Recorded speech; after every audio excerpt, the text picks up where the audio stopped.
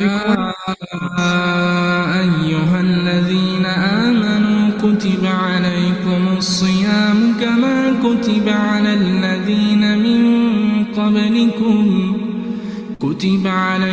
الصيام كما كتب على الذين من قبلكم لعلكم تتقون أياما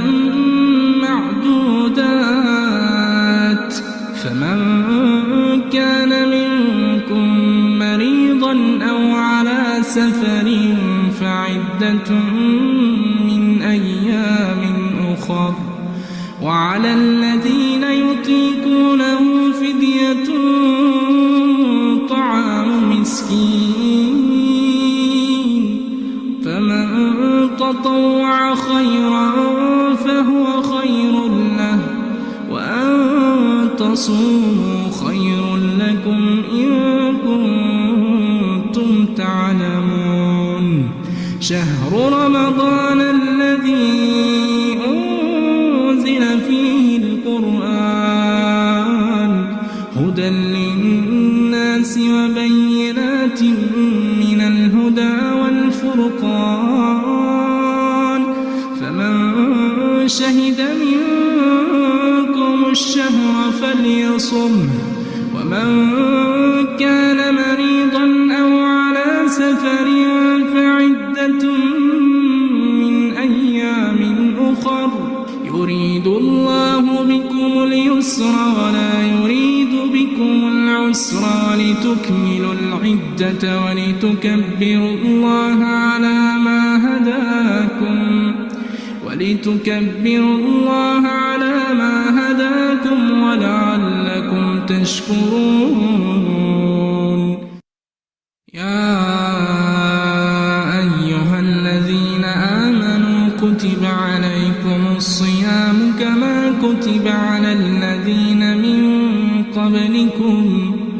كتب عليكم الصيام كما كتب على الذين من قبلكم لعلكم تتقون الله أكبر الله أكبر الله أكبر لا إله إلا الله الله أكبر الله أكبر ولله الحمد الله أكبر الله أكبر الله أكبر لا إله إلا الله الله أكبر الله أكبر ولله الحمد الله أكبر الله أكبر الله أكبر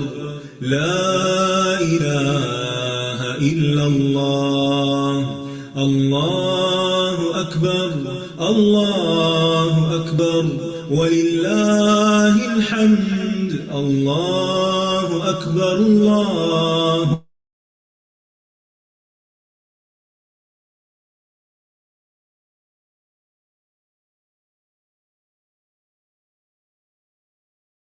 الله أكبر ولله الحمد الله أكبر الله أكبر الله أكبر لا إله إلا الله الله أكبر الله أكبر ولله الحمد الله أكبر الله أكبر الله أكبر لا إله إلا الله الله أكبر الله أكبر ولله الحمد الله أكبر الله أكبر الله أكبر لا إله إلا الله الله أكبر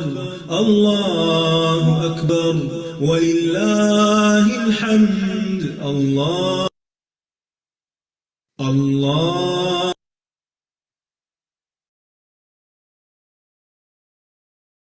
أعوذ بالله من الشيطان الرجيم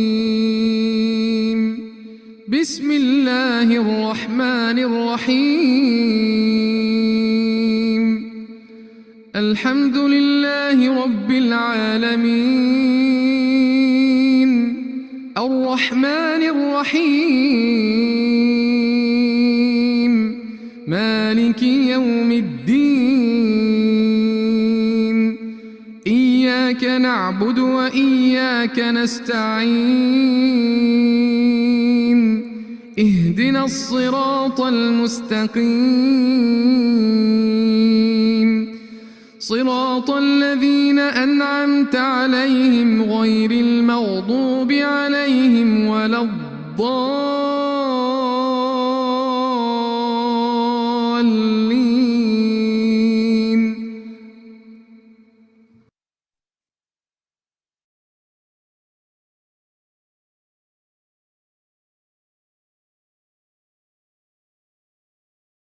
أعوذ بالله من الشيطان الرجيم بسم الله الرحمن الرحيم رب اشرح لي صدري ويسر لي أمري واحلل عقدة من لساني يفقهوا قولي رب زدني علما اللهم فقهنا في الدين اللهم آمين. السلام علیکم ورحمۃ اللہ وبرکاتہ. کیا حال ہے آپ سب کے؟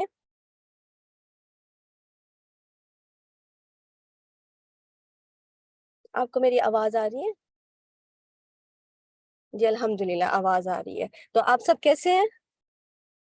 ٹھیک ہے الحمدللہ، میں بھی بالکل ٹھیک ہوں الحمدللہ. یہ بتائیے کہ رمضان کیسا جا رہا ہے آپ کا؟ جی بہت اچھا جا رہا ہے. میں فردوس افضل ہوں. جی الحمدللہ.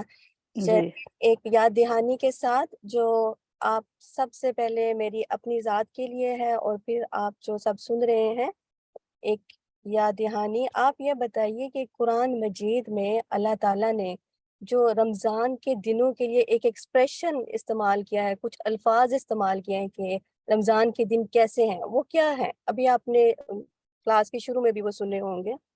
کیا آتا ہے رمضان کے دنوں کے بارے میں؟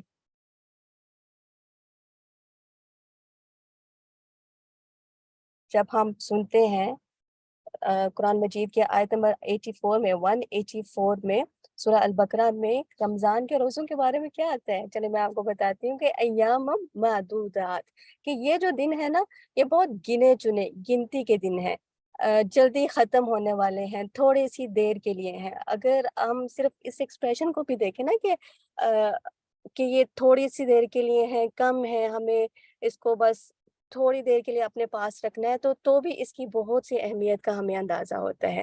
اور آپ نے تو بلکہ ہم سب نے بہت زیادہ ایکسپیرینس کیا ہوگا اپنی نارمل لائف میں. آپ دیکھیں کہ جب ہم کسی سفر پہ ہوتے ہیں اور کوئی چیز ہمارے پاس بہت کم سی رہ جاتی ہے اور ہمیں پتہ ہوتا ہے کہ ہم نے سفر میں بس اسی چیز کے ساتھ اتنا ہی گزارا کرنا ہے، تو کیا پھر ہم اس کو ضائع کرتے ہیں یا اس کو بے مقصد استعمال کرتے ہیں؟ کہ ہمیں پتہ ہو کہ بس یہی تھوڑی سی چیز ہمارے پاس باقی ہے اور ہم نے اپنا باقی کا پورا سفر اسی کے ساتھ ہم نے چلنا ہے، تو ہم کیا اس کو ضائع کرتے ہیں؟ میں آپ سے یہ پوچھ رہی ہوں. نہیں کرتے نا، ہم اس کو ضائع نہیں کرتے. اسی طرح دیکھیں کہ گھر میں کوئی چیز ہے اور ہمیں پتہ ہوتا ہے کہ یہ اب ختم ہونے والی ہے اور ہم یہ بھی میک شور کر رہے ہوتے ہیں کہ ہم نہیں جا سکتے ڈیورنگ دا ویک، ہم نہیں گروسریز فرض کریں ہم کر سکتے، تو ہم اسی چیز کو کسی نہ کسی طریقے سے پورا کر ہی لیتے ہیں اس پورے ہفتے میں، کہ ہمیں پتہ ہے کہ بس یہ تھوڑی سی ہے، اس نے ختم ہو جانا ہے، اور ہم اس کو بالکل بھی ضائع نہیں کرتے. اور کبھی آپ نے یہاں پہ تو شاید اتنا نہیں ایکسپیرینس کیا ہوگا، بیک ہوم میں آپ نے دیکھا ہوگا کہ بہت لمیٹڈ سے ٹائم کے لیے نا ہمارے پاس نیٹ پیکج ہوتا تھا، یا کبھی یہ ہوتا تھا کہ کنیکشن بہت کم سے ٹائم کے لیے آ رہا ہے، یا جو فون میں کریڈٹ ہے وہ بہت کم رہ گیا ہے. تو بالکل بھی ایسے نہیں ہوتا تھا کہ ہم بیٹھ کے اس کا ٹائم ضائع کر رہے ہوں یا ہم ادھر ادھر کے اس کو پیکج کو ہم ویسٹ کر رہے ہوں، بلکہ ہمارا یہ ہوتا تھا کہ جتنا ضروری بس ہے نا، بس اسی کے لیے اس کو کھولا جائے اور پھر اس کو بند کر دیا جائے. نہ خود اس کو ویسٹ کرتے تھے اور نہ ہی کسی اور کو ویسٹ کرنے دیتے تھے. ایسے ہی ہوتا ہے نا، اور آپ نے سیلریز کا بھی دیکھا ہوگا کہ ہمیں پتہ ہوتا ہے کہ ہم نے اس پورے مہینے میں ہی اس کو یوز کرنا ہے، اگر کسی بجٹ کے ساتھ ہم چل رہے ہیں تو ہم اس کو پھر ادھر ادھر ضائع نہیں کرتے، بے مقصد نہیں کرتے۔ تو یہ جو رمضان کے دن ہے نا، یہ بھی اللہ تعالیٰ ان کے بارے میں بالکل ایسے ہی فرماتے ہیں کہ یہ بہت ہی گنے چنے دن ہیں، بہت جلدی یہ ختم ہو جائیں گے۔ یہ آپ کو کیا لگتا ہے کہ یہ پورا 12 مہینے کے لیے ہمارے پاس یہ دن آئے ہیں؟ یہ رمضان کا مہینہ کیا پورے 12 مہینے ہمارے ساتھ رہے گا؟ ایسے نہیں ہوتا نا۔ تو ہمیں پھر کیا کرنا ہے کہ ان دنوں کی قدر کرنی ہے، ٹھیک ہے، اس کی حفاظت کرنی ہے، اس کو ویسٹ نہیں ہونے دینا، ان کو ضائع نہیں کرنا، ٹھیک ہے۔ اور آپ یہ بھی دیکھیں کہ جب کبھی ہم ڈی موٹیویٹ ہونے لگے، کیونکہ ہم نے تیاریاں تو ماشاءاللہ بہت سے کی ہوتی ہیں اور ہم چل بھی رہے ہوتے ہیں، ایک اچھی سی روٹین کے ساتھ چل رہے ہوتے ہیں، لیکن کبھی کبھی نا ڈی موٹیویٹ ہو جاتے ہیں یا تھکنے لگتے ہیں، یا ہماری وہ والا جوش جو رمضان کے شروع میں ہے وہ کبھی ماند پڑ جاتا ہے۔ تو جب بھی تھکنے لگے نا، تو یہ اپنے لیے ایک ریمائنڈر اپنے ذہن میں کہیں لکھ کے لگا لیں، کہیں پڑھتے رہیں بار بار، جیسے یہ آیات ہیں بار بار سنیں کہ یہ تو بہت کم دن ہے، ہم اس سے جتنا ابھی فائدہ اٹھا سکتے ہیں نا، ہم اس سے اتنا ہی فائدہ اٹھائیں۔ اور آج کے لیسن میں بھی آپ سنیں گے کہ استاذہ یہی بات کر رہی ہیں کہ ہم نے شیطان کو تھکانا ہے، ہم نے اپنے آپ کو اپنی خواہشات کے پیچھے نہیں تھکانا کہ ہم اپنی خواہشیں ہی پوری کرتے رہیں اور ہم تھکتے جائیں۔ تو اصل چیز یہ ہے کہ جو ہمارے پاس ٹائم ہے اس کو ایک پازیٹیو اور ایک اچھے طریقے سے ہم اس کو گزاریں انشاءاللہ، ٹھیک ہے۔ آپ اس کی کوشش کریں گے انشاءاللہ؟ جی انشاءاللہ۔ چلیے ہم آگے چلتے ہیں۔ آپ سے ایک اور بات میں آپ کو بتاتی ہوں کہ یہ جو سیریز ہم نے شروع کی ہوئی ہے قصص القرآن کی، جو اس کی سب سے خوبصورت بات مجھے لگتی ہے نا، وہ یہ بات ہے کہ آپ دیکھیں کہ نارملی یہ ہوتا ہے کہ کوئی ہم قصہ پڑھتے ہیں نا، تو ہم ایک اوور آل بات کر رہے ہوتے ہیں کہ اچھا اس قصے سے ہم نے یہ سیکھا، فرض کریں حضرت آدم کا قصہ ہے تو ہم نے یہ سیکھا، یا حضرت یوسف کا آگے چل کے قصہ آتا ہے ہم نے یہ سیکھا، تو ہم پورے قصے کو ایک ساتھ لے کے چلتے ہیں۔ لیکن اس سیریز کی خوبصورت بات یہ ہے کہ اس میں استاذہ نے ایک ایک آیت کو لے کے ہمارے ساتھ چل رہی ہیں کہ ہم اس قصے کو نا، اس کے بارے میں جتنی آیات ہیں اس کو باری باری لے کے چل رہے ہیں۔ ہم دیکھ رہے ہیں کہ اس میں ہمارے لیے کون سے موتی ہیں چننے کے، ہم یہاں سے کیا سبق حاصل کر سکتے ہیں۔ تو آپ میں سے ماشاءاللہ بہت سے لوگ جو بہت ریگولر ہیں وہ یہ بتا سکتے ہیں کہ آج ہم کون سی آیت پہ ہیں، آج ہم کون سی آیت پڑھیں گے قصہ آدم میں سے؟ آیت نمبر بتا سکتے ہیں؟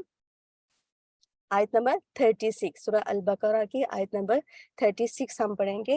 آپ نے اس کو بہت غور سے سننا ہے، اس میں کچھ کی پوائنٹس ہیں، جب آپ اس پہ دھیان دیں گے تو آپ کو ان سارے سوالوں کے جواب اپنے اس میں آج کے لیسن میں ہی مل جائیں گے۔ ہم دیکھیں گے کہ کس طریقے سے شیطان نے حضرت آدم اور حوا علیہ السلام کو بہکایا تھا، ٹھیک ہے، اور جنت سے نکلوا دیا تھا۔ پھر ہمیں اس بات کا بھی پتہ چلے گا کہ کیا آدم علیہ السلام کو صرف اسی غلطی کی وجہ سے زمین پہ اتارا گیا تھا، یا پھر ان کا زمین پہ آنا ان کی تقدیر میں لکھا جا چکا تھا۔ پھر ہمیں یہ بھی پتہ چلے گا کہ کیا انسان سے غلطی ہو سکتی ہے یا نہیں ہو سکتی، اگر ہو سکتی ہے تو پھر اس سے معافی کی ملنے کی کیا گنجائش ہے، اور پھر جو بہت سے امتحان اور آزمائش انسان کی زندگی میں آتے ہیں اس میں خیر کا کیا پہلو ہو سکتا ہے، یہ بھی ہمیں آج کی آیت کی روشنی میں پتہ چلے گا۔ اور اگر کوئی انسان اللہ کی نافرمانی کرتا ہے تو پھر اس کا کیا نقصان ہے، اور جو شیطان جو ہمیں اس نافرمانی کی طرف لے کے جاتا ہے اپنے مختلف وسوسوں کے ذریعے، تو اس سے ہم پھر کیسے بچ سکتے ہیں۔ تو جب آپ آج کا لیسن سن رہے ہو تو ان سارے پوائنٹس کو اور مزید بھی جو پوائنٹس آپ کے ذہن میں آئیں عملی لحاظ سے، علمی لحاظ سے، تو آپ نوٹ کرتے جائیے گا انشاءاللہ، پھر ہم اینڈ میں ڈسکس کریں گے، ٹھیک ہے۔ ہم چلتے ہیں اپنے لیسن کی طرف۔ ایک دفعہ پھر دعا پڑھ لیجیے دل میں۔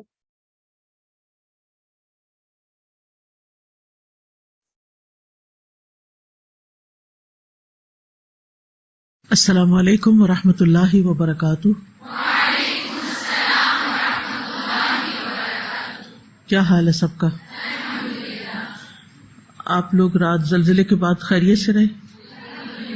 الحمدللہ۔ ڈر لگا تھا؟ بہت بڑی یاد دہانی تھی۔ جب کوئی غفلت میں سو رہا ہوتا ہے نا تو اس کو اسی طرح جھنجھوڑا جاتا ہے۔ یہ بھی اللہ تعالیٰ کی ایک رحمت ہے کہ وہ ہمیں جھنجھوڑتا رہتا ہے، تو پھر ہم اس کو اتنی شدت سے یاد کرتے ہیں کہ اس کے بغیر نہیں کرتے۔ پھر ہمیں اپنی موت بھی نظر آتی ہے، اپنا انجام نظر آتا ہے، اپنا آپ نظر آتا ہے کہ ہم کتنے کوتاہ ہیں اپنے عمل میں اور کتنی تیاری ہے آگے جانے کی. آپ میں سے کوئی بتائے گا کہ جب جھٹکا آیا تو پہلا خیال آپ کو کیا آیا؟ پہلے جھٹکے پہ کیا خیال ہے؟ 2 جھٹکے تھے نا، ایک تو ہلکا تھا، مائلڈ تھا، پھر دوسرا آیا ان اللہ معنا، اور بچوں کو نکالنے کا خیال آیا. رات کو جیسے کپڑے پہن کے سوتے ہیں، پھر اگر اللہ نہ کرے کہ کبھی اس طرح ایمرجنسی میں نکلنا پڑے تو کس حال میں نکلیں گے، کہ اللہ تعالیٰ آپ کے سوا کوئی بھی نہیں بچا سکتا. مجھے وہ دعا یاد آ رہی تھی، لا ملجأ ولا منجا منک الا الیک. اس وقت نہ کوئی موبائل یاد آیا اور نہ کوئی اور، اپنی جان کی فکر پڑ گئی. یہ دعا یاد آئی، اللہم لا تقتلنا بغضبک ولا تہلکنا بعذابک وعافنا قبل ذالک. اب میرا اگلا سوال یہ ہے کہ اس کے بعد، یعنی ایک جھٹکا آیا پھر دوسرا آیا، اس کے بعد آپ کے کس عمل میں تبدیلی آئی؟ یعنی آپ میں کیا تبدیلی آئی؟ آپ میں کیا چینج آیا؟ عملی چینج.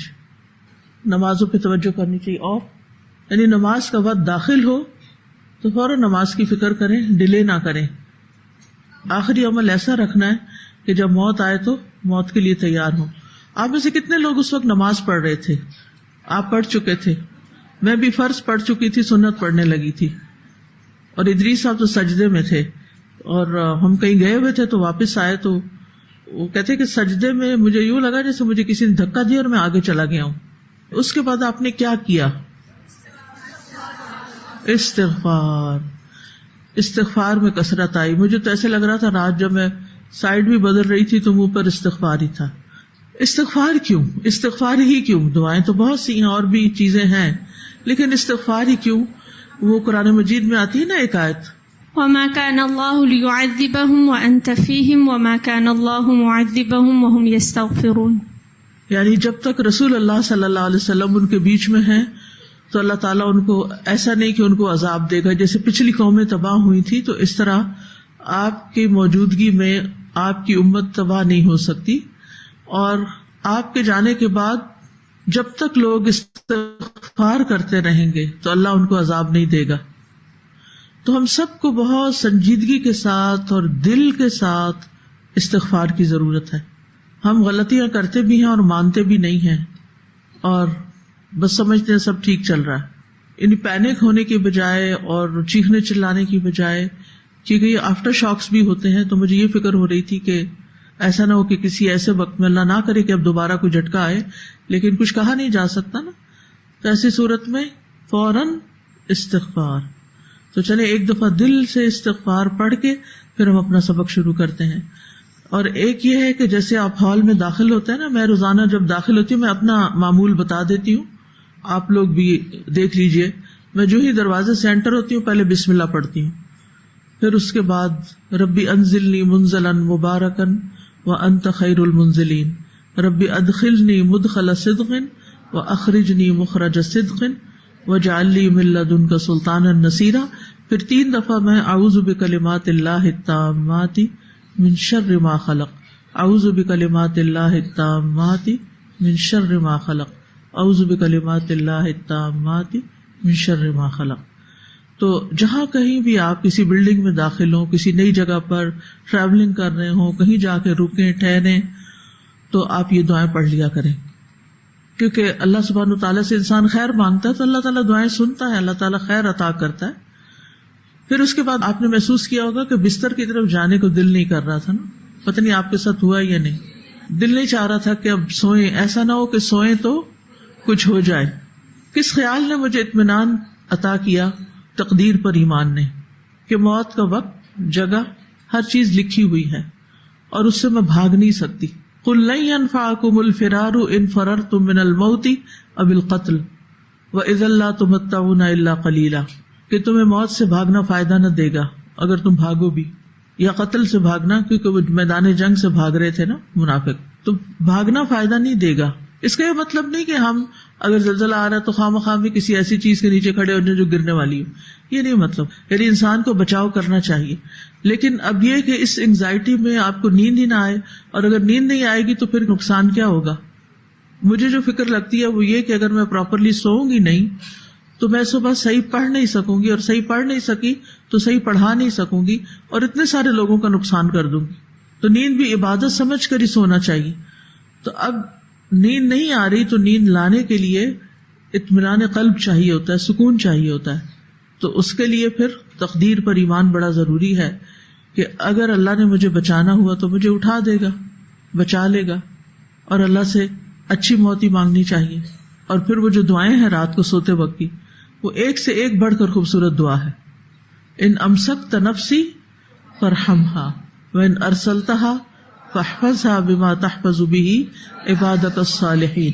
میں کہتی ہوں جن لوگوں کے پاس یہ دین نہیں، یہ جنہوں نے یہ دین پڑھا نہیں، ان کی زندگی میں پھر کتنی مزری ہوگی، کتنی انگزائٹی ہوگی.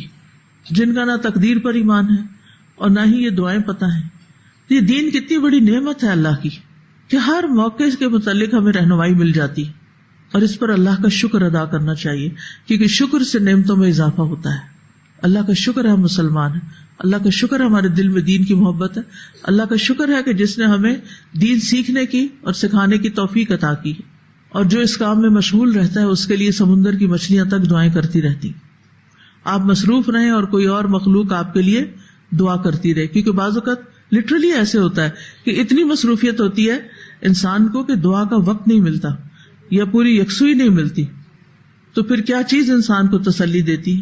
یعنی مثلاً آپ سب پڑھتے پڑھاتے ہیں نا، تو بعض اوقات اسائنمنٹ ہوتی ہے، بعض اوقات ایگزام ہوتا ہے یا کوئی بھی ایسی چیز ہوتی ہے، تو اس صورت میں انسان کو کیا چیز تسلی دیتی ہے کہ ہمارے لیے باقی ساری مخلوق دعائیں کر رہی ہے. اگر ہم اچھے کام میں لگے ہوئے ہیں تو اللہ نے اور فرشتے مقرر کیے ہوئے ہیں جو ہمارے لیے دعا کر رہے ہیں اور وہ ہمارے لیے استغفار بھی کرتے ہیں. ٹھیک ہے نا. تو اپنے کام کو یکسوئی سے کرنا بڑا ضروری ہے، کیونکہ شیطان کا ڈھنگ یہی ہے کہ وہ آپ کو وسوسے دلاتا رہتا ہے. جو کر رہے ہوتے ہیں نا وہ نہیں کرنے دیتا، اس میں یکسوئی نہیں آنے دیتا، اطمینان قلب رخصت ہو جاتا ہے. تو اس لیے شیطان کے وسوسوں سے بچنا بے حد ضروری ہے اور ان کو ٹیکل کرنا آنا چاہیے. تو انشاءاللہ تعالیٰ آج بھی ہم اس موضوع پر پڑھیں گے. اب ہم شروع کر لیتے ہیں، لیکن میری یہ چند باتیں انشاءاللہ زندگی میں آپ کو کام آئیں گی، اور صرف ایک یاد دہانی تھی کہ ان چیزوں کو کانشیسلی کرنا شروع کریں، کیونکہ پریشان رہنے سے کبھی کوئی مسئلہ حل نہیں ہوتا. ٹھیک ہے نا. نحمده ونصلی علی رسولہ الکریم، اما بعد فاعوذ باللہ من الشیطان الرجیم، بسم اللہ الرحمن الرحیم. رب اشرح لی صدری ویسر لی امری واحلل عقدۃ من لسانی یفقہوا قولی. الحمد للہ البر الرحیم غافر الذنب وقابل التوب شدید العقاب ذی الطول لا الہ الا هو الیہ المصیر. لہ الحمد کلہ وبیدہ الخیر کلہ والیہ یرجع الامر کلہ. لہ الحمد کما ينبغی لجلال وجہہ وعظیم سلطانہ. لہ الحمد حتی یرضی ولہ الحمد اذا رضی ولہ الحمد بعد الرضا وَلَهُ الْحَمْدُ عَلَى كُلِّ حال.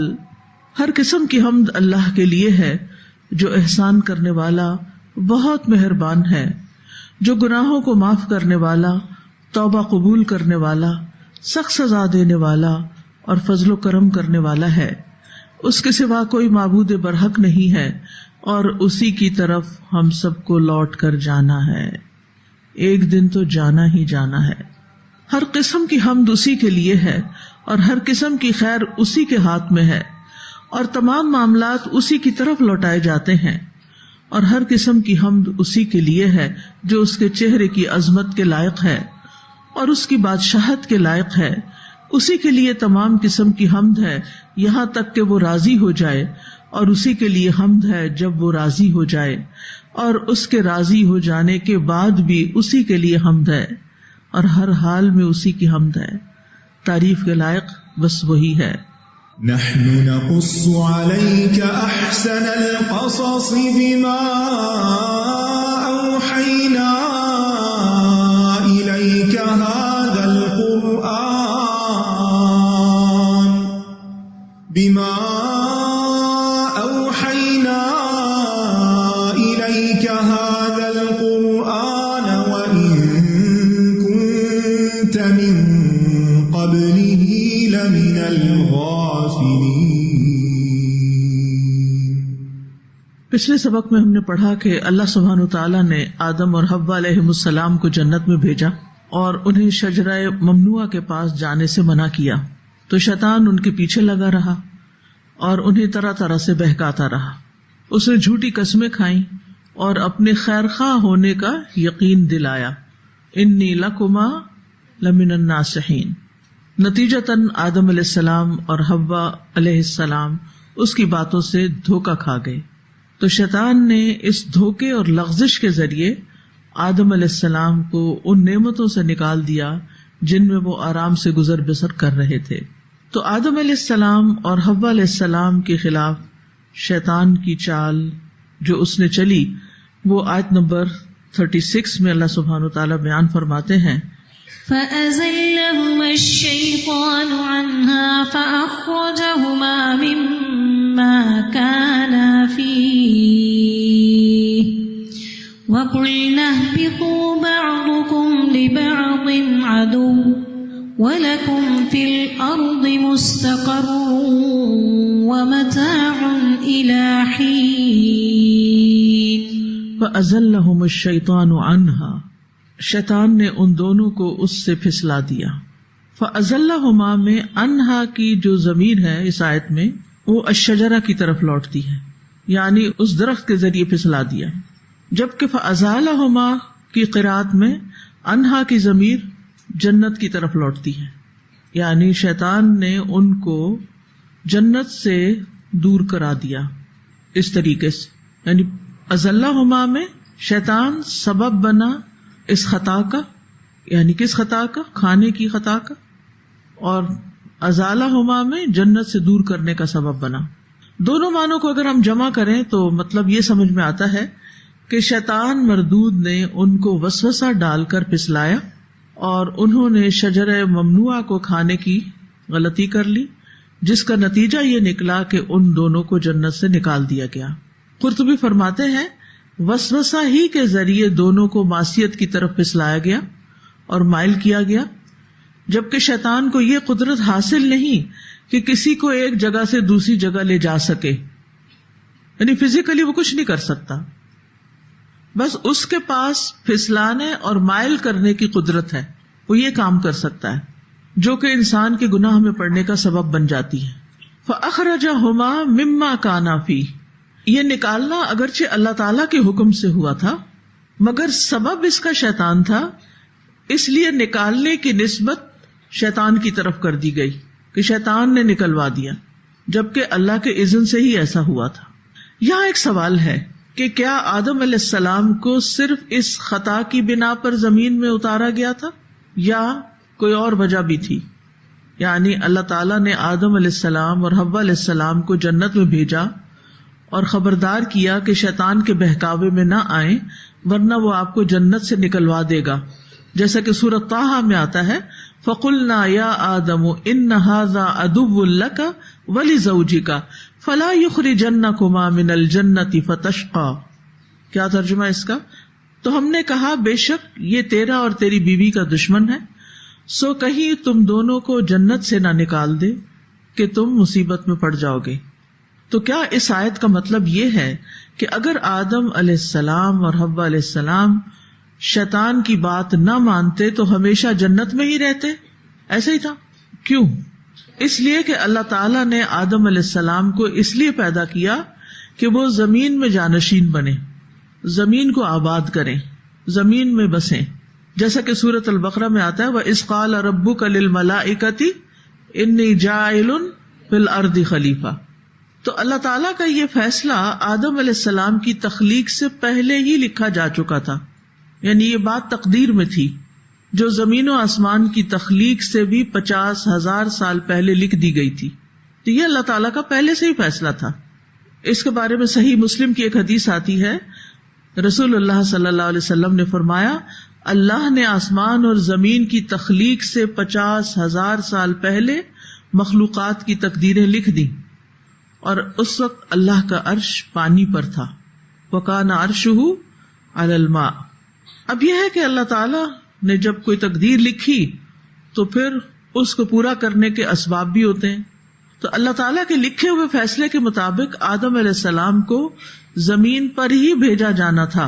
سورۃ ہود میں آتا ہے هُوَ أَنشَأَكُم مِّنَ الْأَرْضِ وَاسْتَعْمَرَكُمْ فِيهَا، اس نے تمہیں زمین سے پیدا کیا اور تمہیں اس میں آباد کیا. تو بنیادی طور پر انسان کو اس زمین کو آباد کرنا تھا، تو وہ آباد کرنے کے لیے بھیجے گئے تھے. اور سبب کیا بن گیا زمین پر آنے کا؟ ایک اور، یعنی بہت سی چیزوں کے پیچھے اسباب ہوتے ہیں نا. اگر یہ سبب نہ ہوتا تو کوئی اور سبب ہوتا. تو اب سبب کیا بنا؟ اس درخت میں سے کھانا جس سے اللہ تعالیٰ نے منع کیا تھا. تو یہ سبب بن گیا ان کے زمین پہ آنے کا. اور وہ ایک امتحان اور آزمائش بھی تھا کہ آدم علیہ السلام کو اللہ تعالیٰ عملی طور پر، یعنی انسٹرکشن تو دے دی تھی، لیکن اب عملی طور پر یہ بتانا چاہتے تھے تاکہ آدم علیہ السلام خود بھی، حضرت حوا بھی اور ان کی اولاد بھی اس بات کو اچھی طرح سمجھ جائے کہ وہ اگر اللہ تعالیٰ کی باتیں نہیں مانیں گے تو جنت میں نہیں جا سکتے. اللہ کی نافرمانی کے ساتھ جنت نہیں ملتی. یہ سبق سیکھنے کا ہے اور ہم سب کو یاد کرنے کا. جنت کس کے لیے ہے؟ اللہ تعالیٰ کے اطاعت گزار فرما بردار بندوں کے لیے. اس لیے مجھے کیا بننا ہے؟ اللہ تعالیٰ کا فرما بردار بننا ہے. جیسے کس نے کہا تھا؟ ابراہیم علیہ السلام نے. کیا کہا تھا؟ اذ قال له ربه اسلم قال اسلمت لرب العالمین. اور انہوں نے یہ صرف کہا تھا یا کچھ کیا بھی تھا؟ کیا کیا تھا؟ جب اللہ تعالیٰ نے حکم دیا کہ اپنے بیٹے کو ذبح کر دو تو انہوں نے کیا کیا؟ انہوں نے کہا اچھا میں سوچتا ہوں. انہوں نے یہ حکم کہاں سنا تھا؟ خواب میں. کتاب میں نہیں لکھا ہوا تھا، خواب میں سنا تھا. تو خواب سچے بھی ہوتے ہیں نا، اور پیغمبروں کے خواب تو ہوتے ہی سچے ہیں. لہذا انہوں نے خواب دیکھا اور اپنے بیٹے کو کہا کہ میں اب یہ کرنے والا ہوں. تو بیٹا بھی ویسا ہی تھا. کیسا؟ فرما بردار. جیسا درخت ویسا پھل. ابراہیم علیہ السلام اللہ کے بڑے ہی فرما بردار تھے، اللہ کے دوست تھے، تو ان کے بچے بھی اللہ کے بڑے فرما بردار تھے. انہوں نے کیا کیا؟ انہوں نے کہا یا ابت افعل ما تؤمر، اے ابا جان وہ کر لیجئے جس کا آپ کو حکم دیا جاتا ہے. تو انہوں نے کیا کیا؟ انہوں نے ان کو ساتھ لیا اور وہ ذبح کرنے کے لیے چل دیے. یہ ہوتی ہے اطاعت، یہ ہوتی ہے فرما برداری کہ حکم ملے تو عمل کر لیا جائے. نماز کا وقت آئے تو نماز پڑھ لی جائے، ٹی وی نہ کھولا جائے، موبائل نہ اٹھا لیا جائے، الا یہ کہ کوئی ایمرجنسی ہے، کوئی ریزن ہے، کوئی وجہ ہے، وہ تو الگ چیز ہے. لیکن جان بوجھ کے سستی کرنا یہ کس کا کام ہے؟ سچے مومنوں کا، منافقین کا. یہ نفاق کی علامت ہوتی ہے.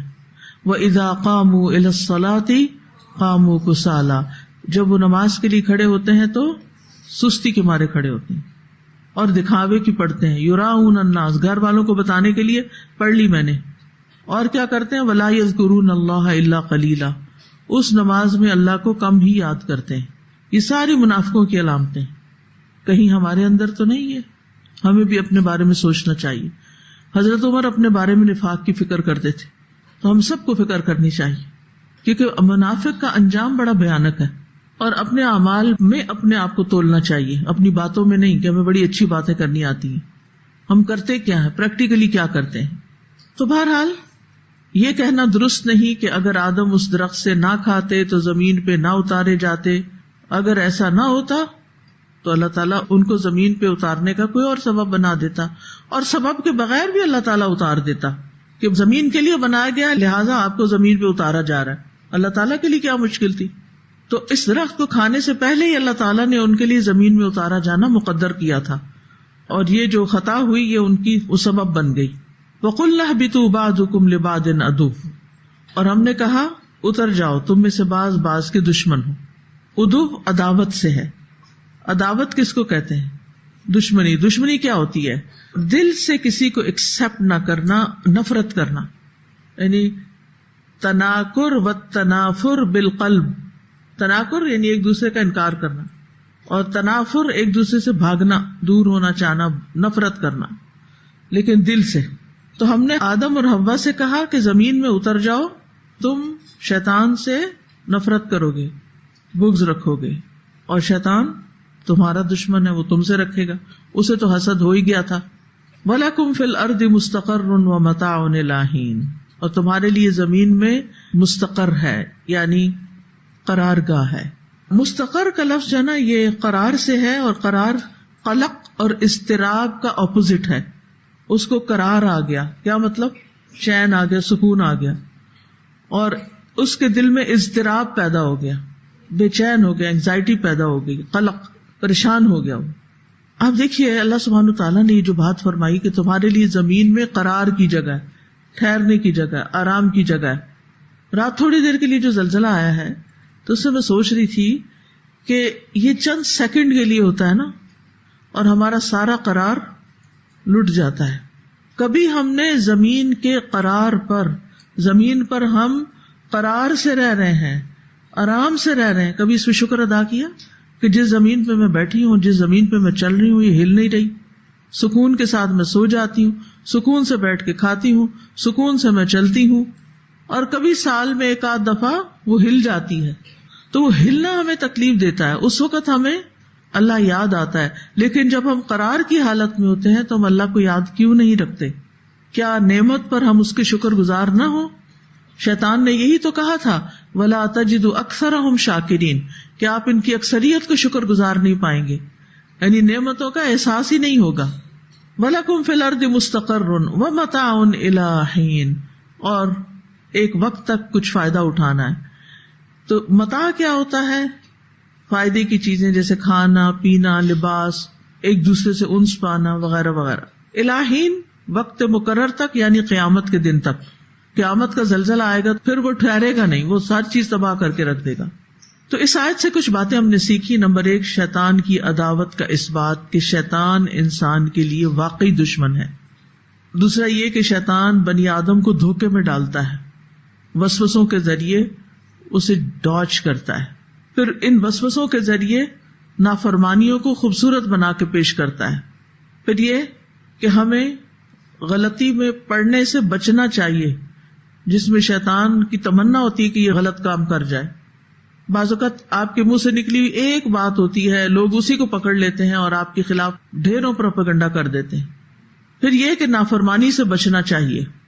اگر ایک غلطی جنت سے نکلوانے کا سبب بنی تو ڈھیروں غلطیوں پر کیا خیال ہے؟ گناہوں کے پلندے کے ساتھ ہم دوبارہ جنت میں انٹر ہو سکتے ہیں؟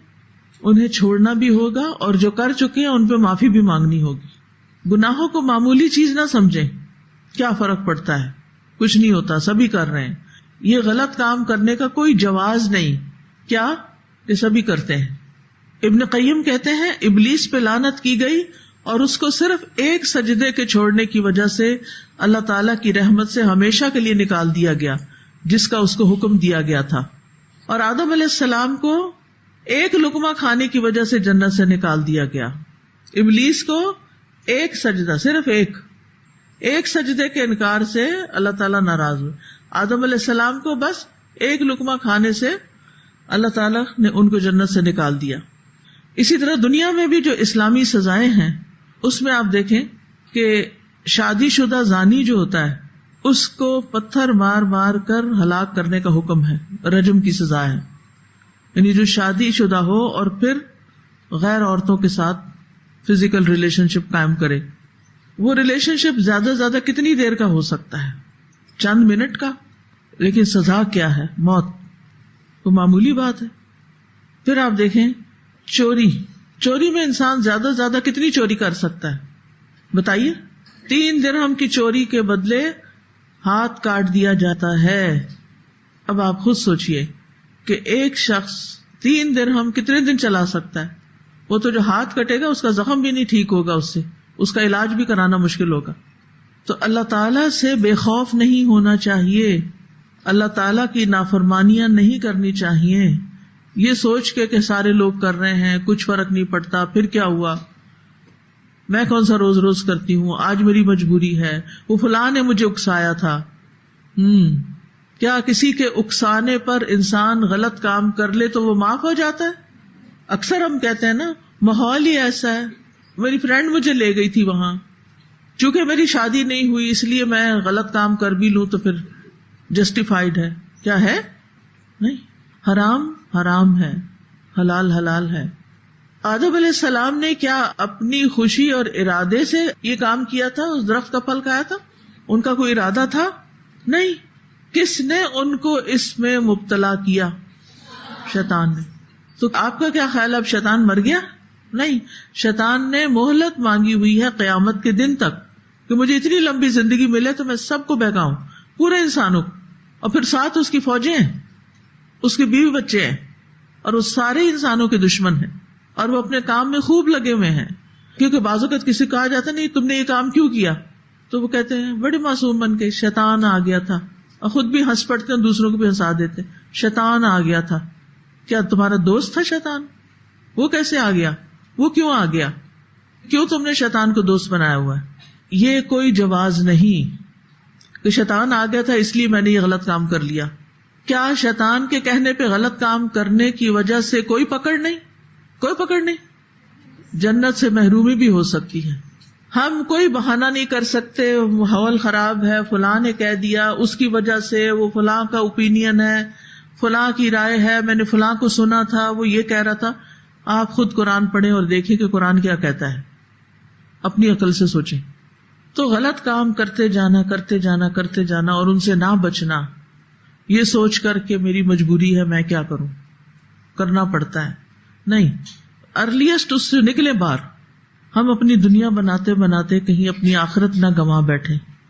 اللہ ہمیں اس سے بچائے، کیونکہ بعضوں کو دنیا کی محبت اتنی زیادہ ہوتی ہے کہ لوگ اس کو ریزسٹ نہیں کر سکتے.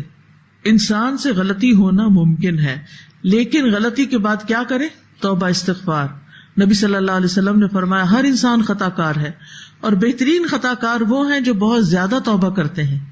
تو کیا کرنا چاہیے؟ کثرت سے توبہ کرنی چاہیے، اور اللہ سے توفیق مانگے کہ رمضان کے دنوں میں ہر سحری کے وقت وَبِالْأَسْحَارِ هُمْ يَسْتَغْفِرُونَ، دل سے استغفار کریں، دل سے توبہ کریں. کیونکہ خطا اور نسیان پر معافی مل سکتی ہے، جیسے آدم علیہ السلام کو ملی تھی. اور نبی صلی اللہ علیہ وسلم کی حدیث بھی ہے، بے شک اللہ نے میری امت سے غلطی، بھول اور جس چیز پر لوگوں کو مجبور کر دیا جائے اس سے درگزر فرمایا. یعنی مجبور ایسی مجبوری نہیں کہ جو اپنی چوائس سے مجبوری بنی ہوئی ہو، بلکہ واقعی آپ کے لیے نکلنے کا کوئی راستہ نہ ہو. تو خطا اور نسیان میں فرق ہوتا ہے. نسیان کا مطلب ہوتا ہے جس کام کا حکم دیا گیا وہ دل سے ہی نکل جائے، بھول ہی جائیں آپ، اور بھول جانے کی وجہ سے وہ کام چھوٹ جائے. جیسے بعض اوقات آپ کو نماز بھول جاتی، کبھی بھولی کسی کو، کبھی اذکار بھولے کسی کو، بھول جاتے ہیں نا اذکار، ایک دم پھر یاد آتا ہے. ادھر سورج غروب ہونے والا ہوتا ہے اور ادھر یاد آتا ہے او آج تو مجھے اذکار ہی بھول گئے. اس لیے عادتیں بنانا بہت ضروری ہوتا ہے، تو پھر چیزیں نہیں بھولتی. تو یہ ہے بھول چوک کہ دل سے ہی خیال ہی نکل گیا، بھول ہی گئے. اور خطا کیا ہوتی ہے، غلطی کیا ہوتی ہے کہ انسان ایک جائز کام کا ارادہ کرے کہ مجھے یہ کرنا ہے، لیکن اس کے کرتے ہوئے طریقہ ایسا ہو جائے کہ وہ ناجائز بن جائے. یعنی جائز کام کو ناجائز طریقے سے کرنا. مثلا نماز پڑھتے ہیں آپ، تو اس میں آپ اپنے سطر کا خیال ہی نہیں رکھتے، بال بھی ننگے ہو رہے ہیں، بازو بھی ننگے ہو رہے ہیں، کپڑے بھی باریک ہیں، تو یہ کیا ہے؟ خطا ہے، غلطی ہے. تو اگر اس پر انسان توبہ کرے اور آئندہ اپنے لباس کو ٹھیک کر لے تو غلطی معاف ہو جائے گی. توبہ کی شرائط میں ہے نا کہ اس غلطی کو چھوڑے بھی صحیح انسان. تو اللہ تعالیٰ نے اس امت پر رحمت اور احسان فرماتے ہوئے اس سے واقع ہونے والے یہ دونوں طرح کے کام معاف کر دیے ہیں. ہاں، ارادتاً کیے گئے گناہوں پر پکڑ ہے. سورۃ الاحزاب میں آتا ہے وَلَيْسَ عَلَيْكُمْ جُنَاحٌ فِي مَا أَخْطَأْتُمْ بِهِ وَلَكِنْ مَا تَعَمَّدَتْ قُلُوبُكُمْ، اور تم پر اس میں کوئی گناہ نہیں جس میں تم نے خطا کی، اور لیکن جو تمہارے دلوں نے ارادہ کیا اس پر پکڑ ہے. ایک اور چیز جو اس آیت سے ہمیں پتہ چلی کہ آدم علیہ السلام کو جنت سے نکالنے کی کچھ حکمتیں پتہ چلتی ہیں.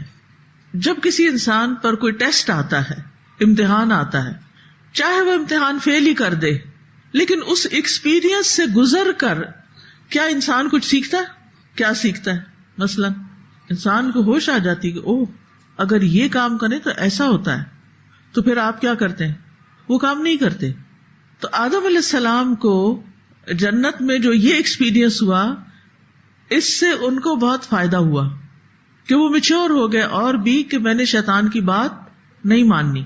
پھر یہ ہے کہ ہر ایک کا امتحان ہوتا ہے, ہر ایک پر آزمائش آتی ہے. کیوں؟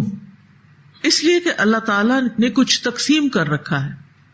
کچھ لوگ اللہ کی رحمت کے سائے تلے رہنے کے حقدار ہیں, لائق ہیں, اور کچھ نہیں. اللہ تعالیٰ نے آدم علیہ السلام کو مٹی کی ایک مٹھی سے پیدا کیا تھا جو اللہ نے تمام زمین سے لی تھی. تو زمین میں سے کچھ پاکیزہ ہے, کچھ خبیث ہے, کچھ نرم ہے, کچھ سخت ہے, کچھ بابرکت ہے, کچھ بے برکت ہے.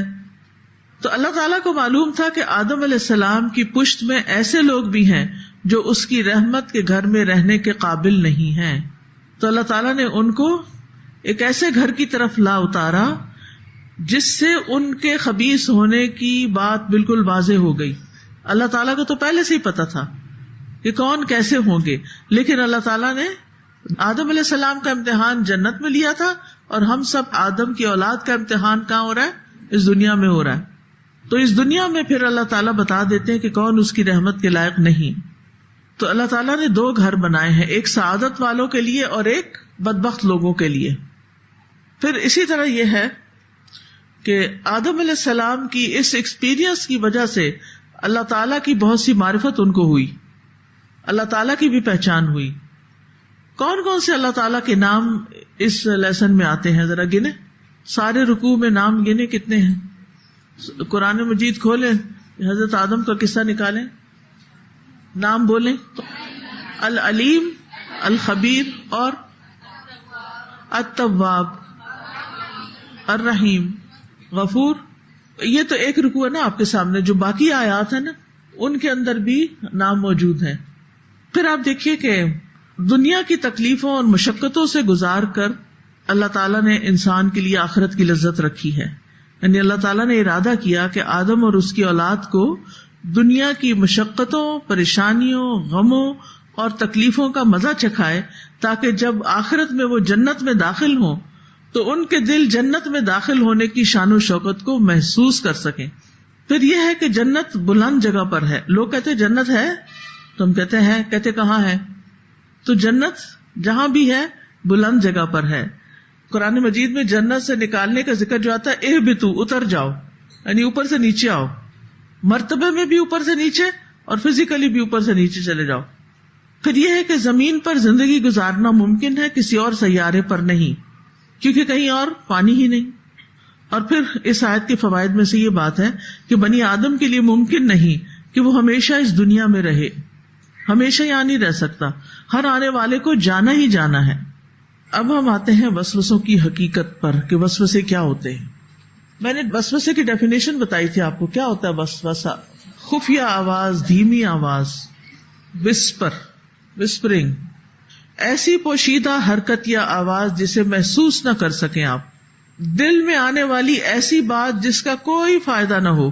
اس لیے بہت ضروری ہے نا کہ وسوسوں کا مقابلہ کرنے کے لیے بھی کوئی چیز ہونی چاہیے ہمارے پاس. وسوسہ عموماً برے خیالات کے لیے آتا ہے, گھٹیا قسم کے خیالات.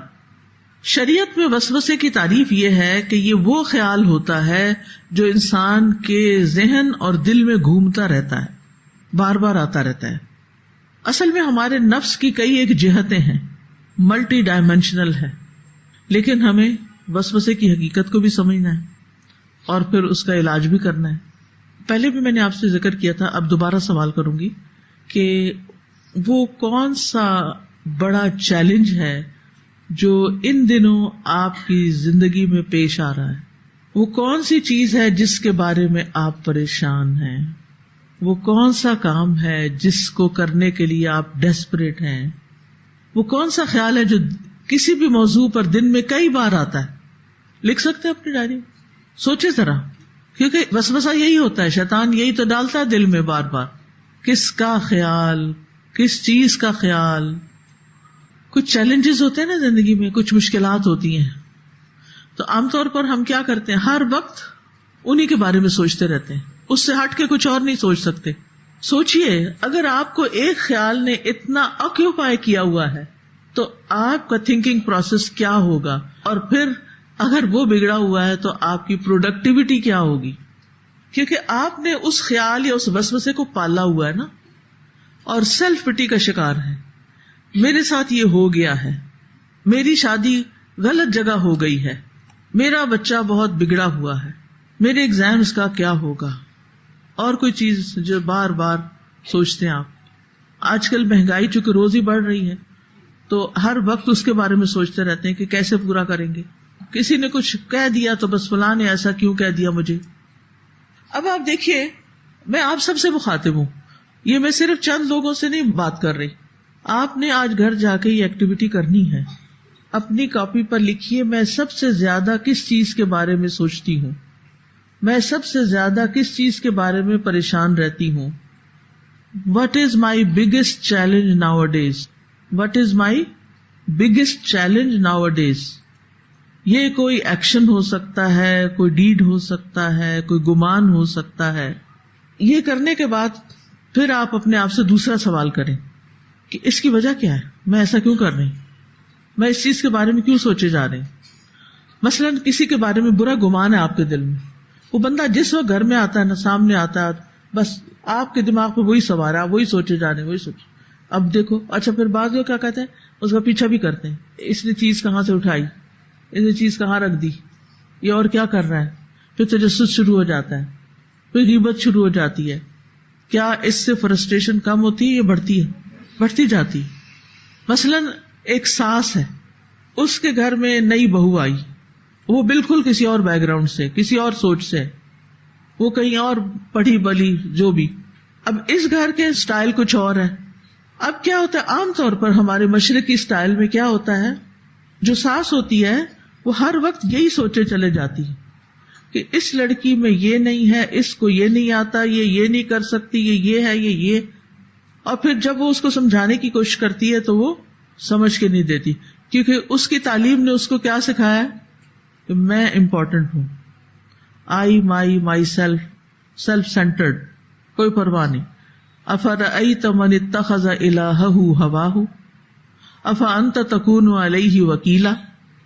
کیا تم نے دیکھا اس شخص کو جس نے اپنی خواہش نفس کو اپنا الہ بنا رکھا ہے؟ کیا آپ اس کے کارساز ہو سکتے ہیں؟ آپ اس کا کام بنا سکتے ہیں؟ آپ اس کی نگرانی کر سکتے ہیں؟ افانت تکون علیہ وکیلا، وکیل نگران کو بھی کہتے ہیں. اب آپ سارا وقت نگرانی کرے جا رہے ہیں، خود بھی نگرانی کر رہے ہیں، اپنے سروٹ سے بھی نگرانی کروا رہے ہیں، کوئی اور بھی جاسوس چھوڑ رکھے ہیں جو الٹی سیدھی خبریں آپ کو دیتے رہتے ہیں.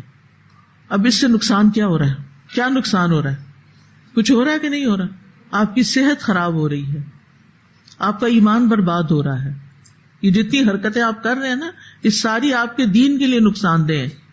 اور کیا ہوتا ہے، آپ اپنا وقت ضائع کر رہے ہیں. یعنی بہو کے آنے کا مطلب یہ ہے کہ آپ زندگی کے اگلے حصے میں داخل ہو گئے. اب آپ جوان نہیں رہے، اب آپ بڑھاپے کی طرف، موت کی طرف جا رہے ہیں. آپ پیچھے پلٹ کے نہ دیکھیں، آپ آگے دیکھیں، آگے کیا آنے والا ہے اس کی تیاری کریں. آپ کا ہم و غم یہ دنیا نہیں ہونی چاہیے، آخرت ہونی چاہیے. لیکن لوگ اپنی سوچ بدلنے کے لیے تیار ہی نہیں ہوتے. وہ کہتے ہیں ہم جو کر رہے ہیں نا، یا جو سوچتے ہیں، وہ اس گھر کی بھلائی کے لیے سوچتے ہیں. کیا بھلائی ہو رہی ہے؟ آپ کے اس رویے سے، آپ کی اس ٹوکا ٹاکی سے، آپ کے اس منفی جو اندر نفرت بھری ہوئی ہے، اس سے آپ ایک شخص کی اصلاح کر سکتے ہیں؟ سوال ہی پیدا نہیں ہوتا. وہ جو اندر ہوتا ہے نا، اس کی وائبز جاتی ہیں. اگر آپ کو کسی سے محبت ہے وہ بھی جائے گا، آپ کسی کی خیر خواہ وہ بھی دوسرے تک پہنچ جائے گی بات. آپ کا سٹائل ہی کچھ اور ہوگا، آپ کے ایکشنز پہ اس کا اثر پڑے گا، آپ کا رویہ کچھ اور ہوگا.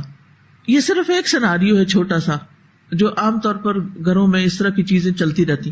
اچھا، اسی طرح ہو سکتا ہے کوئی آپ کی بہن ہو، بہن بھائیوں کی بڑی لڑائیاں ہوتی ہیں بعض اوقات، اور پھر ان کی وجہ سے ماں باپ سے ناراضگی. بھائی کو ماں نے یہ کمرہ دے دیا ہے، وہ زیادہ پیارا ہے، اس کو یہ چیز لے دی ہے، مجھے نہیں لے کر دی. اب بھائی آپ کی آنکھوں کا کانٹا بنا ہوا ہے، ہر وقت آپ گھر جا کے یہی سوچتے رہتے ہیں. کوئی بھی آپ کی پریشانی ہے، کچھ بھی ہے، لکھیے. یعنی آپ نے لکھنا ہے، صرف خالی سوچنا نہیں، کیونکہ سوچتے ہوئے پھر شیطان بھٹکا کے لے جائے گا، سوچنے نہیں دے گا. جب آپ لکھیں گے، سوال لکھیں گے، پھر اس کا جواب لکھیں گے، تو دوسرا سوال کیا ہوگا، اس کی ریزن کیا ہے، یہ ایسے کیوں بہیو کر رہا ہے بچہ. آپ کا اپنا بچہ ہے، آپ اسے کہتے دودھ پی لو، مجھے نہیں پینا، کھانا کھا لو، مجھے نہیں کھانا، ہوم ورک کر لو، مجھے نہیں کرنا. ہاں، آپ کے یہ کیا ہو رہا ہے؟ آپ کو پریشانی لگ جاتی ہے میں جو بات کہتی ہوں وہ سب الٹ ہی کہہ رہا ہے. Find out the reason why is he behaving like this, اور سچے اصلی ریزن تلاش کرنی ہے. ہم پتہ کیا کرتے ہیں, چیزوں کو اوپر سے دیکھتے رہتے ہیں, اوپر سے, ڈیپ ڈاؤن نہیں جاتے. ہم ہمدردی نہیں رکھتے کہ فائنڈ آؤٹ دا ریزن.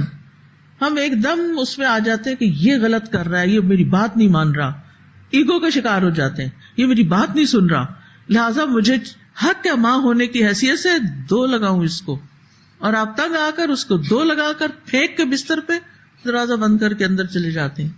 مسئلہ حل ہو گیا نا. شیطان تو خوش ہو گیا, شیطان تالیاں بجا رہا ہے, اب کھڑا تماشا دیکھ رہا ہے کہ ایک مسلمان لڑکی سے میں نے یہی کروانا تھا. اچھا بچے کے اندر کیا آ رہا ہے, آپ ذرا سوچئے بچے کے دل میں کیا آ رہا ہوگا اس وقت. ماں کی محبت, نفرت, عداوت, ری ایکشن, عدم اعتماد. پھر کیا ہوگا, آہستہ آہستہ اگر یہ رویہ برقرار رہا پھر وہ اپنی کوئی بات ماں باپ سے شیئر ہی نہیں کرے گا, کیونکہ یہ میری بات نہیں سمجھتے. جب یہ سمجھتے ہی نہیں تو ان کو بتانا کیا, لہذا فاصلے بڑھنا شروع ہو جائیں گے. وہ ایک راستے پہ چل رہے ہیں, آپ دوسرے راستے پہ چل رہے ہیں. Find out the reason. کیا میرا رویہ میرے بچے کو مجھ سے دور کر رہا ہے, یا اس کی زندگی میں کوئی سٹریس ہے, یا اس کی کمپنی میں کچھ ایسا ہے. یہ چھوٹا بچہ جو دودھ نہیں پی رہا, کیا اس کی طبیعت ٹھیک ہے, اس کو ٹیمپریچر تو نہیں, یہ تھکا ہوا تو نہیں, یہ کچھ کھا کے تو نہیں آ گیا. کئی وجوہات ہو سکتی ہیں. جب آپ وہ ساری وجوہات سوچ لیں گے, لکھ لیں گے, اپنے اندر مینٹل میتھ کر لیں گے کہ یہ ہو سکتا ہے, یہ ہو سکتا ہے, یہ ہو سکتا ہے, یہ ہو سکتا ہے, تو پھر آپ تھوڑی دیر کے لیے اس کو چھوڑ دیں گے کہ ابھی چھوڑ دو اس کو, کیونکہ میں نے کچھ بھی کر لیا تو اس نے نہیں کھانا, اس نے کچھ نہیں کرنا. گیو ہم اسپیس, گیو ہم ٹائم, اور آپ اپنے آپ کو کام ڈاؤن کر کے کسی اور کام میں مشغول کریں. اب بار بار شیطان وسوسہ ڈالے گا, وہی سوچوائے گا. دیکھو آج اس نے کیا بدتمیزی کی ہے, اس نے بہت بدتمیزی کی ہے, بڑا بدتمیز ہو گیا, اب میں اس کے باپ کو بتاؤں گی, اب میں یہ کروں. ہر منفی خیال, ایک اور سلسلہ شروع ہو گیا, ایک گرج پال لی. کیا مسئلہ حل ہو گیا؟ اور شروع ہوا تھا یہ سب کچھ آپ کے خیال سے. آپ کے خیال کا رخ غلط ہوا نا, تو ساری چیزیں آپ کو غلط ہی نظر آنے لگ گئی. آپ نے اصل ریزن تلاش نہیں کی, جس کے نتیجے میں مسئلہ بگڑ ہی گیا. اور یہ اگر آپ کا رویہ برقرار رہا تو یہ بگاڑ بڑھتا ہی چلا گیا. تو آپ نے ریزنز کو کیٹیگوریکلی لکھنا ہے, اور پھر اپنے آپ سے سچا ہونا ہے, اپنے کانشیس کو جگانا ہے. اور وہ کانشیس کیا؟ تقویٰ.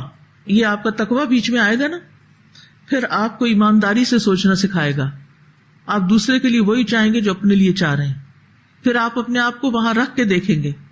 آپ سوچیں گے جب میری شادی ہوئی تھی تو میں اپنی ساس سے کیا ایکسپیکٹ کرتی تھی, چند سال پہلے کی تو بات ہے نا, اور مجھے کیا بات بری لگتی تھی, تو مجھے وہ نہیں کرنا جو مجھے برا لگتا تھا. ایمان کس چیز کا نام ہے؟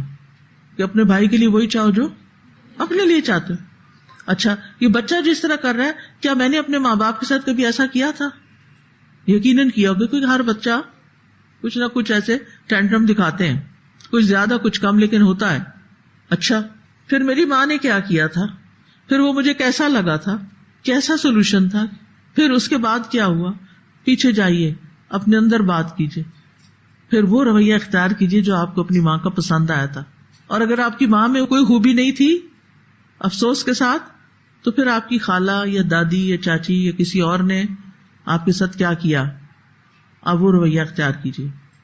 تو غور و فکر کیجیے, ٹھیک ہے, اور اپنے تھاٹس کو ری آرگنائز کیجیے, اپنے تھنکنگ پیٹرن کو درست کیجیے, اور شیطان کے وسوسوں سے بچیے.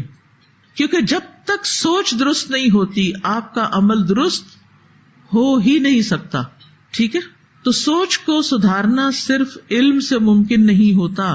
سوچ صرف علم سے ٹھیک نہیں, آدھی ہو جاتی ہے, لیکن اس کے لیے کیا ضروری ہوتا ہے کہ نتیجے تک پہنچنے کے لیے اپنے اندر غور و فکر کا عمل جاری کریں, مسائل کی وجوہات جانیں, ان وجوہات کو ایڈریس کریں, اللہ سے مدد مانگیں. چھوٹی بڑی بات میں کہا کریں اللہ مجھے صراط مستقیم دکھا. ہو سکتا ہے اسی وقت جب یہ کوئی مسئلہ پیش آ رہا ہو اور آپ اندر جل کوڑ رہے ہوں, سخت پریشان ہو, اذان ہو جائے. اب کیا کرنا ہے, آپ نے اٹھنا ہے, وضو کرنا ہے, تھوڑے ٹھنڈے ہو جائیں گے, پھر نماز پڑھنی ہے. پھر نماز میں کیا کریں گے, ایاک نعبد و ایاک نستعین اہدنا الصراط المستقیم. یہ اس وقت آپ کون سا صراط مستقیم مانگ رہے ہیں؟ اس مسئلے کا حل مانگ رہی ہوں میں اللہ، مجھے اس مسئلے کو صحیح طور سے حل کرنے کی توفیق دے، مجھے وہ طریقہ سکھا جس سے یہ حل ہو جائے. اور اللہ آپ کے دل میں ڈالے گا، کیونکہ اللہ نے صرف شیطان نہیں پیدا کیا، فرشتے بھی پیدا کیے ہوئے ہیں. فرشتہ بھی آپ کو الہام کرتا ہے، وہ آپ کے دل میں ڈال دیتا ہے اچھا یہ کرو وہ کرو. یہ کب ہوگا؟ جب آپ اللہ سے مدد مانگیں گے، جب آپ شیطان کو غالب نہیں آنے دیں گے، جب آپ اللہ کی طرف رجوع کریں گے. کیونکہ شیطان تو کبھی بھی آپ کو سیدھے رستے پر نہیں آنے دے گا. وہ تو کہتا ہے جدھر جائے گا نا ادھر ادھر بیٹھ جاؤں گا، آگے آگے جائے گا، پیچھے آئے گا، رائٹ لیفٹ، میں تو ادھر ہی بیٹھ جاؤں گا اور میں اس کو بھٹکاؤں گا، میں اس کو صحیح کام نہیں کرنے دوں گا. لیکن اللہ کے جو مخلص بندے ہوتے ہیں، کیا ان پہ شیطان کا زور چلتا؟ نہیں چلتا. وہ بندے بن جائیے کہ جن سے شیطان ڈرے اور آپ کی جان چھوڑ دے، تھکا دیں اس کو، تھکا دیں اس کو. وآخر دعوانا ان الحمد للہ رب العالمین. سبحانک اللہم وبحمدک اشہد ان لا الہ الا انت استغفرک واتوب الیک. السلام علیکم ورحمۃ اللہ وبرکاتہ. فاقصص القصص لعلهم يتفكرون.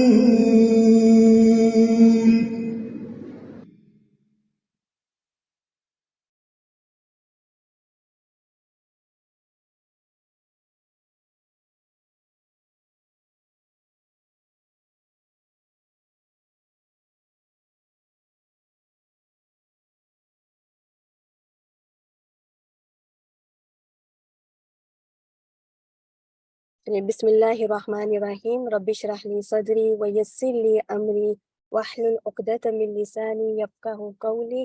اپنی نیتوں کا ایک دفعہ پھر جائزہ لے لیجئے. ہم کام کے شروع میں تو لیتے ہیں اور الحمدللہ کام کے اختتام پہ بھی اس کے لیے دعا کرتے ہیں، لیکن جب ہم کام کر رہے ہوتے ہیں نا اس ٹائم پہ بھی ضرور اپنے آپ کا جائزہ لیں کہ ابھی جو میں یہ کام کر رہی ہوں وہ میں یہ کام کیوں کر رہی ہوں، اس میں خدا نہ خواستہ کوئی نیت کا خرابی تو نہیں آگی. تو اللہ تعالیٰ ہماری نیتوں کو خالص رکھے. تو الحمدللہ ہمارا یہ والا لیسن اللہ کی توفیق سے مکمل ہو گیا ہے. ہم ایک دفعہ اس کو ریویو کر لیتے ہیں تاکہ ہمیں بات اچھے طریقے سے سمجھ آ جائے انشاءاللہ. آیت نمبر ہم پڑھے تھے 36.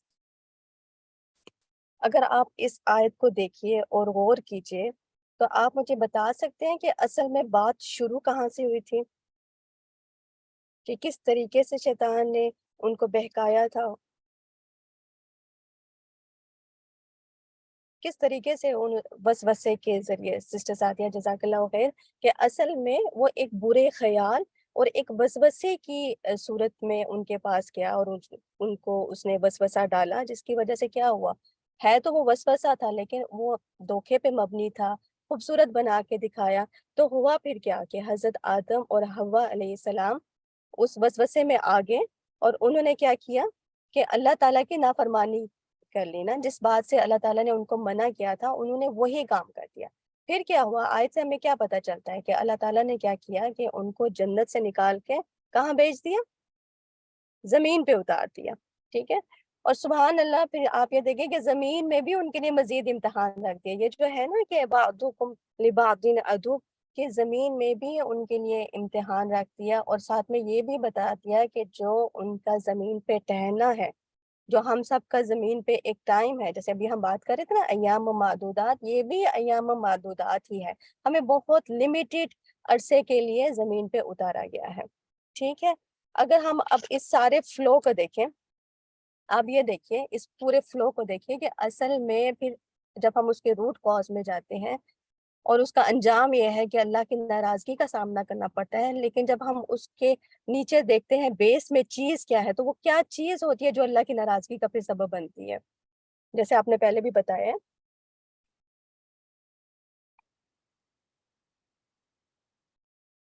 وسوسہ. ٹھیک ہے، وہ وسوسہ ہوتا ہے، وہ جو برا خیال ہوتا ہے، جو شیطان ہمیں ہمارے برے کاموں کو اچھا کر کے دکھا رہا ہوتا ہے، ہمیں دھوکہ دے رہا ہوتا ہے، ہمیں ظاہری طور پہ نظر تو نہیں آ رہا ہوتا ہے کہ یہ کیسے وہ سارا چیز ورک کر رہی ہے، لیکن وہ خیال کے ذریعے ہی ہم پہ قابو پا رہا ہوتا ہے۔ تو جب ہم اس خیال کو اپنے عمل میں ڈال دیتے ہیں، اس کے مطابق کام کرنا شروع کر دیتے ہیں، اب ظاہر ہے کہ وہ وسوسہ ہے، وہ کوئی اچھا خیال تو ہے نہیں ہے، وہ برا خیال ہے، وہ کسی برے کام کی طرف ہمیں دعوت دے رہا ہے، جس سے پھر نافرمانی کے کام ہو جاتے ہیں۔ تو جب ہم اللہ کی نافرمانی کے کام کرتے ہیں تو پھر اللہ تعالیٰ تو ہم سے راضی نہیں ہوں گے نا۔ نتیجتاً کیا ہوتا ہے کہ پھر ہمیں اللہ تعالیٰ کی ناراضگی کا پھر سامنا کرنا پڑتا ہے۔ تو عام روٹین میں بھی ہمارے ساتھ بالکل ایسے ہی ہوتا ہے کہ ایک خیال آیا، ہم نے اس کے مطابق عمل کیا اور وہ ہمیں برائی کی طرف لے گیا، اور وہ برائی پھر نافرمانی کا سبب بن کے جو کہ پھر اللہ تعالیٰ کو ناراض کر دیتی ہے، ٹھیک ہے، جنت سے نکلوانے کا سبب بن جاتی ہے۔ تو پھر یہاں سے آپ مجھے یہ بتائیے کہ ہمارے سیکھنے کی بات کیا ہے، ہمیں کس چیز پہ ورک کرنا ہے، ہمیں کس چیز کو ٹھیک کرنا ہے۔ اگر ہم یہ چاہتے ہیں کہ انجام اچھا ہو تو پھر ہمیں اس کی بیس میں جا کے نا اس کو وہاں سے ٹھیک کرنا پڑے گا نا۔ تو پھر ہمیں کیا چیز ٹھیک کرنی ہے؟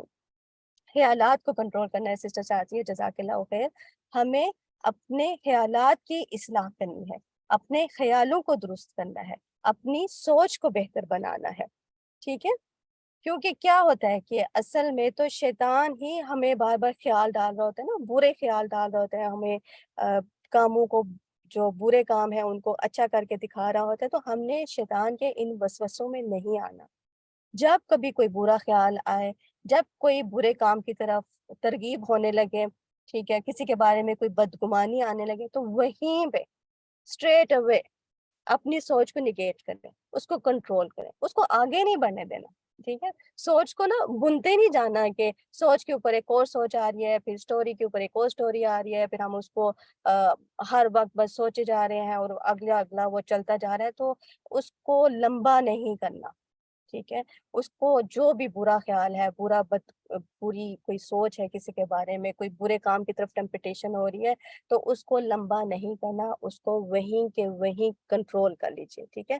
اپنے خیال کو نا، فرض کریں کسی کے بارے میں بدگمانی آ رہی ہے تو فوراً سے اس کی کوئی بہتر سوچ رہے ہیں، اس کی کوئی خوبی ذہن میں لے آئیں، یا اس کو تھوڑی سی تعویلیں دینا شروع ہو جائیں کہ ہو سکتا ہے اس نے اس وجہ سے یہ کام کیا ہو سکتا ہے یہ وجہ بنی ہو اس کے اس برے ایٹیچیوڈ کی وجہ سے جو اب ہمیں بادر کر رہا ہے۔ تو اپنی سوچ کو اسی ٹائم پہ مثبت کر لیں، ٹھیک ہے۔ کیوں ہم اتنا اپنی سوچ کے بارے میں بات کریں، کیوں ہمیں سوچ کو بہتر کرنا چاہیے؟ کیونکہ آپ دیکھیں کہ ہمارے اعمال تو بعد میں آتے ہیں نا، ہم جو لوگوں سے معاملہ کرتے ہیں وہ تو بعد میں آتا ہے، اور ہم کس بیس پہ وہ کام کر رہے ہوتے ہیں یا وہ معاملات کر رہے ہوتے ہیں، اس خیال کی بنا پہ۔ تو اگر وہ خیال درست ہوگا تو ہمارا جو معاملہ ہے دوسرے لوگوں کے ساتھ، یا جو ہمارے کام ہیں یا نیکی کی طرف ہم جو جا رہے ہیں، وہ کام خود بخود بہتر ہو جائیں گے انشاءاللہ، ٹھیک ہے۔ تو ایک تو بات یہ ہوگی کہ ہم نے اپنی سوچ کو بہتر بنانا ہے۔ دوسری بات میں آپ سے یہ پوچھنا چاہتی ہوں کہ آپ بتائیے کہ ہمیں برے خیال آتے کدھر سے ہیں، جو ہم اتنی باتیں کر رہے ہیں اسی بارے میں، خیال کے بارے میں، شیطان کے بارے میں۔ جزاک اللہ سسٹر صالحہ، کہ برا خیال یا وسوسہ کس کی طرف سے آتا ہے؟ شیطان کی طرف سے ہوتا ہے، ٹھیک ہے۔ اور وہ آتا کس طریقے سے؟ جیسے ہم نے پہلے بات کی کہ دھوکہ دے رہا ہوتا ہے، ظاہری سی بات ہے، چیزوں کو اچھا بنا کے اس کی پازیٹیو ظاہری طور پہ ہمیں دکھا رہا ہوتا ہے۔ ایک اور بات بھی ہے کہ شیطان وہ خیال کس طریقے سے ہمارے اندر ڈالتا ہے، وہ ہماری نا کسی کمزوری کو پکڑ لیتا ہے، ہماری جو ویکنس ہوتی ہے نا، وہ اس کے ذریعے اس خیال کو ہمارے اندر ڈالتا ہے۔ تو ہم نے کیسا بننا ہے پھر؟ کمزور؟ کہ آؤ جی آؤ شیطان آؤ، یہ بھی کر لو اور وہ بھی کر لو۔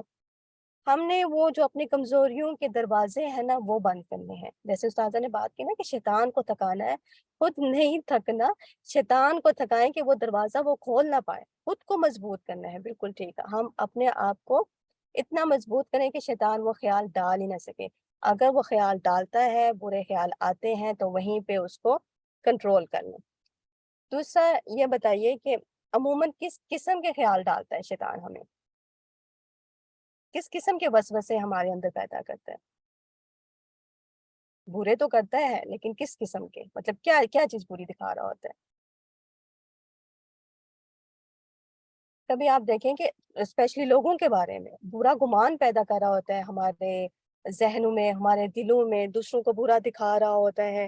کبھی ہمارے ماضی کے بارے میں کچھ ایسے واقعات ہوتے ہیں جو ہمیں بار بار ذہن میں وہ یاد کروائی جا رہا ہوتا ہے، نیگیٹیوٹی پھیلا رہا ہوتا ہے. تو آپ اس کے علاوہ خوف پیدا کر رہا ہوتا ہے نا ہمارے اندر، وسوسہ ڈالتا ہے، ہمیں چیزوں سے ڈرا رہا ہوتا ہے، ہمیں لوگوں سے بعض اوقات ڈراتا ہے شیطان. اور مستقبل کے بارے میں اتنے خیالات، اتنی وسوسے، یہ نہ ہو جائے، یا بچوں کے بارے میں ہمیں ایک پریشانی میں مبتلا رکھتا ہے. تو تھوڑا سا آپ بتائیں کہ اگر فرض کریں جیسے کوئی ماضی میں بات ہو گئی ہے تو کیا اب ہمیں فائدہ دے گا اگر ہم اس کے بارے میں سوچتے ہیں؟ جو ہو گیا وہ تو ہو گیا ہے نا. اگر ہم اپنے ذہن میں وہ فلم چلائی جاتے رہیں گے، اس کو بار بار ریوائنڈ کیے جا رہے ہیں، برتن دھو رہے ہیں تب بھی یہی سوچ رہے ہیں، گھر کے کام کر رہے ہیں تب بھی یہی سوچ رہے ہیں، ڈرائیو کر رہے ہیں اکیلے میں تب بھی یہی سوچ رہے ہیں، کیونکہ ہم تو اپنی سوچوں کے ساتھ ہی ہوتے ہیں نا. تو اگر سوچ ہی نیگیٹو ہے تو ہم تو ہر وقت ایک آکیوپائڈ ہیں اس سوچ کے ساتھ. اسی طرح کا کوئی مستقبل کی سوچ ہے تو آپ بتائیے کہ ہم نے کیا مستقبل دیکھا ہوا ہے؟ ہمیں پتہ ہے کہ ہم اس کو فیس کریں گے یا ہم تب تک جی پائیں گے؟ نہیں پتا نا. مستقبل کے بارے میں تو ہمیں پتہ ہی نہیں ہے سسٹر شہانہ جزاک اللہ. یہ ہمیں نہیں پتا کہ مستقبل میں ہمارے ساتھ کیا ہونا، اور یہی تو تقدیر پہ ایمان لانا ہے کہ جو ہوگا وہ اللہ کی طرف سے ہوگا، اللہ کے اذن سے ہوگا. تو پھر ہمیں پریشان ہونے یا اس کے بارے میں فکر مند ہونے اور جو ابھی کا ہمارا ٹائم ہے اس کو ویسٹ کرنے کی ضرورت نہیں ہے. ٹھیک ہے؟ کیا اگر ہم اس پہ پریشان ہوں گے تو آپ بتائیے کہ اس کا پھر نقصان کیا ہوگا؟ اگر ایسی ہم نے فکریں پال لی ہیں جو ماضی سے ہیں، جو مستقبل سے ہیں، جو بھی ہوئی بھی نہیں ہے، ہم نے دیکھی بھی نہیں ہے، تو اس کا نقصان کیا ہے؟ کوئی بھی نقصان نہیں. ڈپریشن بالکل. ہم اپنی ہی انرجیز کو کھائے جا رہے ہیں، ہمارے جو کام کرنے کی ایک توفیق ہے وہ ہم سے چھن رہی ہے، ہمارا ٹائم ویسٹ ہو رہا ہے. بالکل صحیح کہہ رہی ہیں آپ سب کہ شیطان پھر الٹا ہمیں اور کنٹرول کر رہا ہے نا، ہماری پروڈکٹیوٹی نہیں رہتی. بالکل صحیح، وقت ضائع ہو رہا ہوتا ہے. جزاک اللہ. کہ اصل میں پھر ہم الٹا اپنا ہی نقصان کر رہے ہیں. جو کام ہم کسی اچھے کام میں لگا سکتے تھے ہم وہ بھی ویسٹ کر رہے ہیں، اور جو اپنی صحت ہے، جو اپنا سکون ہے، جو اپنی ایک ٹائم کی برکت ہے، اس کو ہی خراب کیے جا رہے ہیں. ایک اور طریقہ بھی ہوتا ہے. اب ہم یہ دیکھتے ہیں کہ ہم شیطان کے وسوسوں کا علاج کیسے کریں. ابھی ہم نے بات کی نا کہ ہم اپنی سوچ کو مثبت کریں، ہم اس کو وہیں پہ کنٹرول کر لیں. کوئی نیگیٹو خیال آتا ہے تو ہم اس کو ٹھیک کر لیں دعا کے ذریعے. آپ نے صحیح بتایا. غور و فکر، ایک اور جو پوائنٹ ہے نا، غور و فکر کریں، ڈیپ ڈاؤن اینالائز کریں اس بات کو. ایک تو شیطان کا ہم نے پڑھا کہ وسوسہ کیا ایک ہی دفعہ آتا ہے یا پھر گھوم گھوم کے آتا ہے، بار بار آتا ہے؟ وسوسہ کا بتائیے کہ بس خیال آیا اور چلا گیا یا پھر رہتا ہے؟ بار بار آتا ہے، بار بار تنگ کرتا ہے، گھوم گھوم کے آتا ہے، پریشان کرتا ہے. تو اس کا طریقہ کیا ہے کہ ایک دفعہ جیسے استاذہ نے بھی کہا، آپ بیٹھیے، اس کو ٹائم دیجیے، اس کو اینالائز کیجیے، اس کو پروسیس کیجیے کہ یہ جو خیال مجھے بار بار آ رہا ہے، جو مجھے پریشان کر رہا ہے، کیا یہ واقعی اس قابل ہے کہ میں اپنی اتنی انرجی، اپنا اتنا ٹائم اس پہ لگاؤں؟ کیا وہ واقعی اتنا ورتھ ہے کہ میں سب کچھ چھوڑ چھاڑ کے بس اسی کو ہی سارا ٹائم دوں؟ مثلاً فرض کریں اگر ریلیشن شپ کے بارے میں کوئی بات ہے تو ہم سوچے جا رہے ہیں، برے بدگمانی کیے جا رہے ہیں، برے خیال آئے جا رہے ہیں. تو بیٹھیں، سوچیں، اپنے آپ سے پوچھیں کہ کیا یہ واقعی یہ بات اتنی بڑی ہے کہ میں اپنا گھر کا سکون خراب کروں، میں اپنا رشتہ خطرے میں ڈال دوں، اور میں ہر وقت کے ایک بری سوچ کے عذاب میں مبتلا رہوں؟ نہیں ہوتا نا. جب ہم اس کو سوال جواب کرتے ہیں نا، اس کو تھوڑا سا ٹائم دیتے ہیں، اس کو پروسیس کرتے ہیں، تو ہمیں پتہ چل جاتا ہے کہ واقعی میں یہ ساری چیزیں اس قابل نہیں ہیں کہ یہ جو اللہ تعالیٰ نے ہمیں تھوڑے سے ٹائم کے لیے بھیجا ہے ہم اس پہ یہ ساری انرجی لگا دیں. ٹھیک ہے؟ ہمیں اللہ تعالیٰ نے اتنے بیکار کاموں کے لیے نہیں پیدا کیا. ایسے ہی ہے نا. یا ہمارے زندگی میں جو ہمارے مقاصد ہیں وہ بلند ہونے چاہیے. اگر ہمیں انہی چھوٹی چھوٹی باتوں میں الجھتے رہے تو پھر تو ہم گئے کام سے. اور ایک اور بات بہت ضروری، میں آپ کو اس کے بارے میں اس لیے بھی بہت کہوں گی کہ آپ اس ٹپ کو ضرور اپنائیے کہ اپنے آپ کو نا بیزی رکھیے، کچھ پروڈکٹیو کام کرتے رہیے. جب ہم بہت فارغ ہوتے ہیں نا، ذہنی بھی اور جسمانی بھی، کچھ کرنے کو ہے نہیں، بس روٹین کے کام کیے. روٹین کے کام تو سارے ہی کرتے ہیں، وہ مینیج بھی ہو جاتے ہیں الحمدللہ. لیکن جو ہمارے فارغ اوقات ہیں نا، اس کو مینیج کرنا سیکھیے، اس میں کچھ سیکھیے، کچھ سکھائیے، کچھ کیجیے، اپنے ٹائم کو پازیٹیو یوز کیجیے. اس سے کیا ہوتا ہے، پھر ذہن خالی نہیں رہتا. ذہن برے کاموں کے لیے خالی نہیں رہتا، اچھے اچھے آئیڈیاز آتے ہیں الحمدللہ. تو جب ہمارا ذہن تعمیری کاموں کے لیے مصروف ہوگا، تو پھر ہمارے پاس ان بری سوچوں، ان وسوسوں اور ان چیزوں کے لیے بالکل بھی ٹائم نہیں ہوگا. بالکل صحیح کہہ رہی ہیں آپ سسٹر فاطمہ کہ جو فارغ دماغ ہوتا ہے وہ پھر کس کا گھر ہوتا ہے؟ شیطان کا گھر ہوتا ہے. ٹھیک ہے، تو ہم نے اس پہ نہیں لگانا. اور اللہ تعالیٰ سے دعا بہت، ہمیں ایسی قرآنی اور مسنون دعائیں ملتی ہیں، جیسے ربی اعوذ بک من ہمزات الشیاطین واعوذ بک ربی ان یحضرون. اور اسی طرح اعوذ باللہ السمیع العلیم من الشیطان الرجیم من حمزہ ونفخہ ونفثہ، کے جو شیطان کے وسوسے آتے ہیں نا، یہ بار بار پڑھیے. اور ہم تو بچوں کو بھی سکھاتے ہیں نا کہ شیطان آئے تو کیا کرو، شیطان تنگ کر رہا ہے آپ کو، پریشان کر رہا ہے تو کیا کرنا چاہیے. وہ ایک پوئم بھی ہے کہ شیطان کو بھگائیں گے ہم. کیسے بھگائیں گے؟ کیا قرآنی نسخہ ہے اس کا؟ تعوذ، فوراً اعوذ باللہ پڑھیے. ٹھیک ہے، لگ رہا ہے کہ خیال بار بار آ رہا ہے تو اعوذ باللہ پڑھیے، اور اس جو وسوسے ہے نا اس سے نجات پائیں، فری کریں اپنے آپ کو. اللہ سے دعا مانگیے کہ اللہ تعالیٰ ہماری ان وسوسوں سے جان چھڑائیں اور ہمیں کسی کام کا بنائیں انشاءاللہ.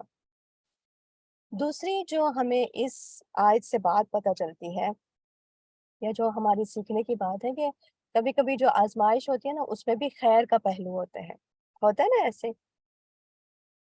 کہ کوئی برا ٹائم آیا، کوئی مشکل ہے، کوئی جیسے آپ حضرت آدم علیہ السلام کے قصے میں دیکھیں کہ ان پہ آزمائش آئی، تو کیا وہ آزمائش ان کے لیے خیر کا باعث نہیں بنی بعد میں؟ انہوں نے کتنی باتیں اس میں سے سیکھی ہیں، اور ہمارے لیے اس میں سے کتنی سیکھنے کی باتیں ہیں اس پورے واقعے سے، ہے نا ایسے. تو آزمائش آنا تو حق بات ہے، انبیاء پہ بھی آزمائش آئی ہے، اور یہ کسی بھی وجہ سے آ سکتی ہے آزمائش. ہماری غلطی ہو سکتی ہے، ہماری اللہ تعالیٰ کی طرف سے ہمارا بھی امتحان ہو سکتا ہے. اللہ تعالیٰ نے تو ہر ایک کے لیے امتحان رکھا ہے نا. اور اللہ تعالیٰ کبھی کبھی اپنے مقرب لوگوں کو ویسے ہی آزمائش کے ذریعے آزماتے ہیں. تو آزمائش تو آئے گی، اس میں تو کوئی شک نہیں ہے. لیکن اگر وہ آتی ہے تو پھر ہمارا رویہ کیا ہونا چاہیے؟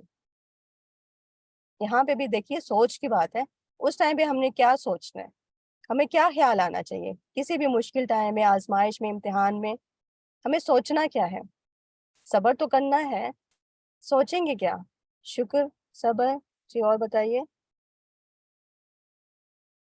جب بھی کوئی مشکل ٹائم آئے گا تو کیا کریں گے؟ اللہ کی قدر پہ راضی رہیں گے. بالکل، جزاک اللہ. تھوڑا سا میں آپ کے وہ پڑھنے کی کوشش کر رہی ہوں، جلدی سے گزر رہے ہیں، لیکن جزاک اللہ خیر. اس میں یہی ہوتا ہے کہ ہمیں اس ٹائم پہ بھی اللہ تعالیٰ سے نیگیٹو گمان نہیں رکھنا. اپنے یہ سوچ ہی ہے، اس ٹائم پہ بھی ہم نے کچھ غلط نہیں سوچنا. ٹھیک ہے، ہمیں یہ دیکھنا ہے کہ یہ اللہ کی طرف سے، اللہ تعالیٰ بھی اس میں ہمارے لیے کوئی بھلائی رکھی ہے، وہ ہم سے کچھ بہتر کروانا چاہتے ہیں، ہمیں مزید گرو کرنا چاہتے ہیں ہمارے ایمان میں، ہمارے توکل میں، ہمارے تقویٰ میں. کیونکہ جب تک یہ لگتے نہیں ہے نا، کیا کہتے ہیں، جھٹکے، تو ہمیں سمجھ بھی نہیں آتی. تو سبحان اللہ، جب یہ باتیں ہوتی ہیں، امتحان آتے ہیں، تو تبھی ہمیں باتیں بھی پھر سمجھ آتی ہیں. ٹھیک ہے، تو اس ٹائم پہ بھی اپنے آپ کو پازیٹیو رکھیں. اور آپ نے یہ ایکسپیرینس کیا ہوگا اپنی لائف میں کہ بہت مشکل وقت تھا، کوئی بہت کچھ سوچیں کہ کوئی امتحان تھا، لیکن آپ بعد میں اس کو جب دیکھتے ہیں نا کہ اس کی وجہ سے کامیابی کیا ملی، تو پھر آپ اس کو جب لنک کرتے ہیں نا، اس پزل کو جب جوڑتے ہیں، تو پھر آپ کو اللہ تعالیٰ پہ اتنا پیار آتا ہے کہ اگر وہ اس ٹائم پہ آزمائش نہ آتی تو میں آج تو یہ سبق سیکھ ہی نہ پاتی. تو یہ بھی اللہ تعالیٰ کی طرف سے خیر ہی ہوتی ہے. ٹھیک ہے، چلیے اب یہ بتائیے، ایک امتحان ہم آپ کا لے لیتے ہیں جو ہم اپنا یہ پڑھتے ہیں اور اس کے بارے میں کوئز کرتے ہیں. اس کا فائدہ بتائیے کہ جو ہم لیسن کے ریویو کے بعد کوئز کرتے ہیں، اس کا کیا فائدہ ہوتا ہے؟ اس امتحان کا کیا فائدہ ہے؟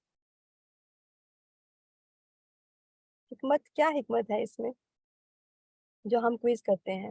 ہم مزید سوچتے ہیں، ریکال کرتے ہیں کہ ہم نے کیا پڑھا ہے، اور وہ پھر علم پختہ بھی تو ہوتا ہے نا. تو آپ سب تیار ہیں اپنے کوئز کے لیے؟ جی الحمدللہ، جی الحمدللہ. چلیے یہ بتائیے کہ وسوسہ کا لغوی معنی کیا ہے؟ اور ایک بات میں آپ کو بتاؤں کہ یہ لغوی ہوتا ہے، بہت سے لوگ اس کو لغوی کہتے ہیں، تو جب ہم لغو کہہ دیتے ہیں تو وہ تو کہتے ہی بے مقصد بات کو ہیں، تو ہم تو یہاں پہ ڈکشنری میننگ دیکھ رہے ہیں نا، لغوی معنی، ٹھیک ہے، وہ کیا ہے؟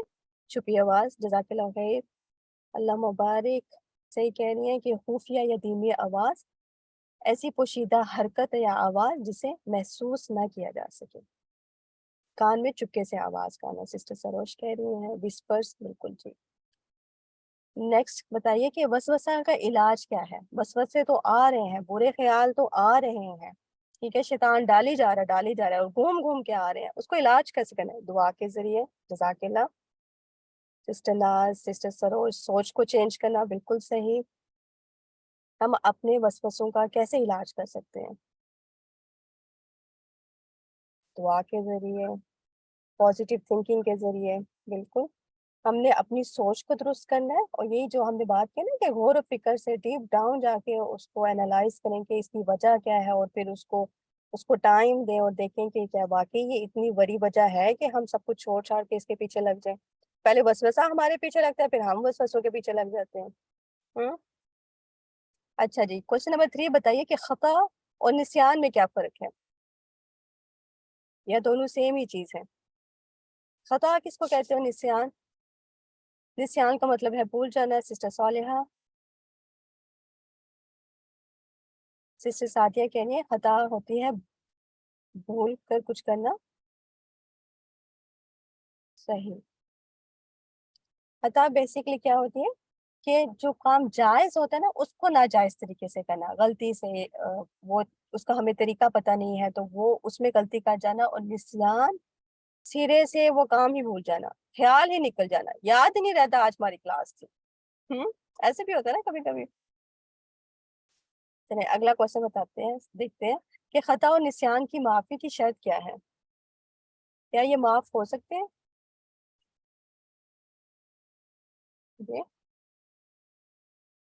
جی معافی کی شرط ہے، اور وہ شرط کیا ہے؟ توبہ، بالکل صحیح، توبہ اس کی شرط ہے۔ اور توبہ کون سی والی؟ جو ہم کرتے ہیں، یا وہ جو اللہ تعالیٰ نے ہم سے مانگی ہے، یا جو اللہ تعالیٰ کو ہم سے چاہیے ہے کہ اس کام کو پھر دوبارہ بھی نہ کریں، ٹھیک ہے، یہ جھوٹی موٹی والی توبہ نہیں، اصلی توبہ، ٹھیک ہے جی۔ اب یہ بتائیے کہ آدم علیہ السلام کو جنت سے نکلوانے کی کیا حکمتیں تھیں؟ اس میں کیا حکمت ہے؟ جو ہم کہہ رہے ہیں نا کہ آزمائش میں بھی کچھ خیر کا پہلو ہوتا ہے، تو آدم علیہ السلام کے لیے اس واقعے میں کیا خیر کا پہلو تھا؟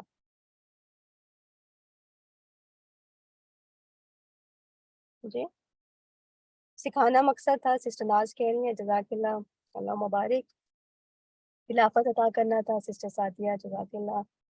اور مزید ان کو میچورٹی آئی، زمین میں ان کو بھیجنا تو ویسے بھی مقدر تھا، تو اس سے ہمیں یہ پتہ چلتا ہے کہ ان کی ایک تو امتحان اور آزمائش تھا، ٹھیک ہے، اور پھر اولاد آدم کی تقسیم بھی ایسی ہی ہونی تھی، اور حضرت آدم کی جیسے آپ نے بات کی نا کہ میچور ہوئی، ان کو اپنی شخصیت کے بارے میں بہت سی باتیں پتہ چلی، پھر اللہ تعالیٰ کے بارے میں انہوں نے بہت کچھ جانا،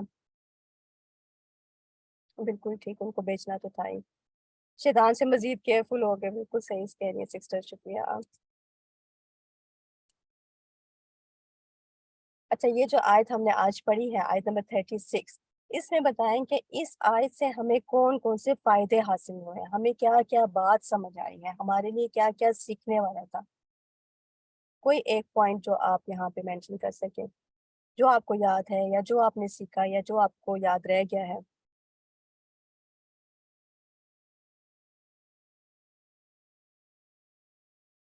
جو آج ہم نے آیت نمبر 36 پڑھی ہے کہ شیطان نے ان کو بہکایا اور اللہ تعالیٰ نے ان کو زمین پہ اتار دیا، اس سارے واقعے میں یا اس ساری پوری والی آیت میں ہمارے لیے کیا کیا فائدے ہیں؟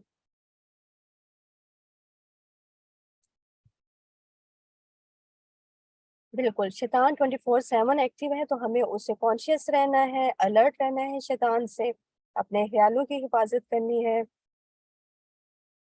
اپنی نیگیٹو تھاٹس کو روکنا ہے، کنٹرول کرنا ہے، نافرمانی سے بچنا ہے، سب سے بڑی بات کہ نافرمانی سے بچنا ہے، اور اس کی وہی روٹ کاز کیا ہے؟ پھر وہی وسوسہ اور پھر وہی برے خیالات۔ جزاک اللہ خیر سسٹر نجمہ۔ یہ بہت سے فائدے جو ہمیں اس آیت سے حاصل ہوتے ہیں، کہ ایک تو ہمیں شیطان کی دشمنی کے بارے میں پتہ چلا کہ وہ واقعی انسان کا دشمن ہے، اور پھر یہ کہ اگر انسان سے غلطی ہو جاتی ہے تو وہ توبہ کرتا ہے تو اللہ تعالیٰ اس کی توبہ کو قبول کرنے والے ہیں، ٹھیک ہے؟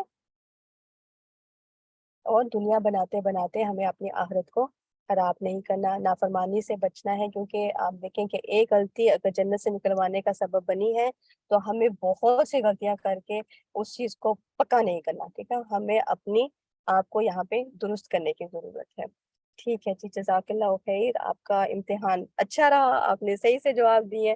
اب کی مجھے ٹیک ہوم اوے لیسنس بتائیں جو ہم لے کے جائیں گے۔ ایک تو یہ ہے کہ استغفار کی کثرت اپنی روٹین میں شامل کریں، آپ بتاتے جائیے، میں آپ سے بھی پوچھ رہی ہوں کہ گھر اپنے ساتھ ہم کون سا لیسن لے کے جا رہے ہیں؟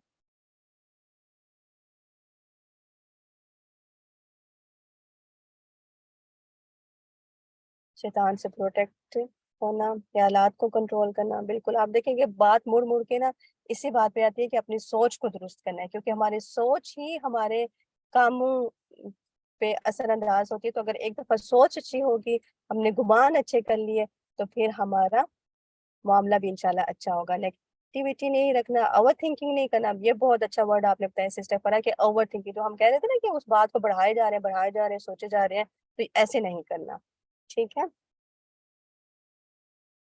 اللہ تعالیٰ کی نافرمانی سے بچنا ہے، ٹھیک ہے؟ شاباش۔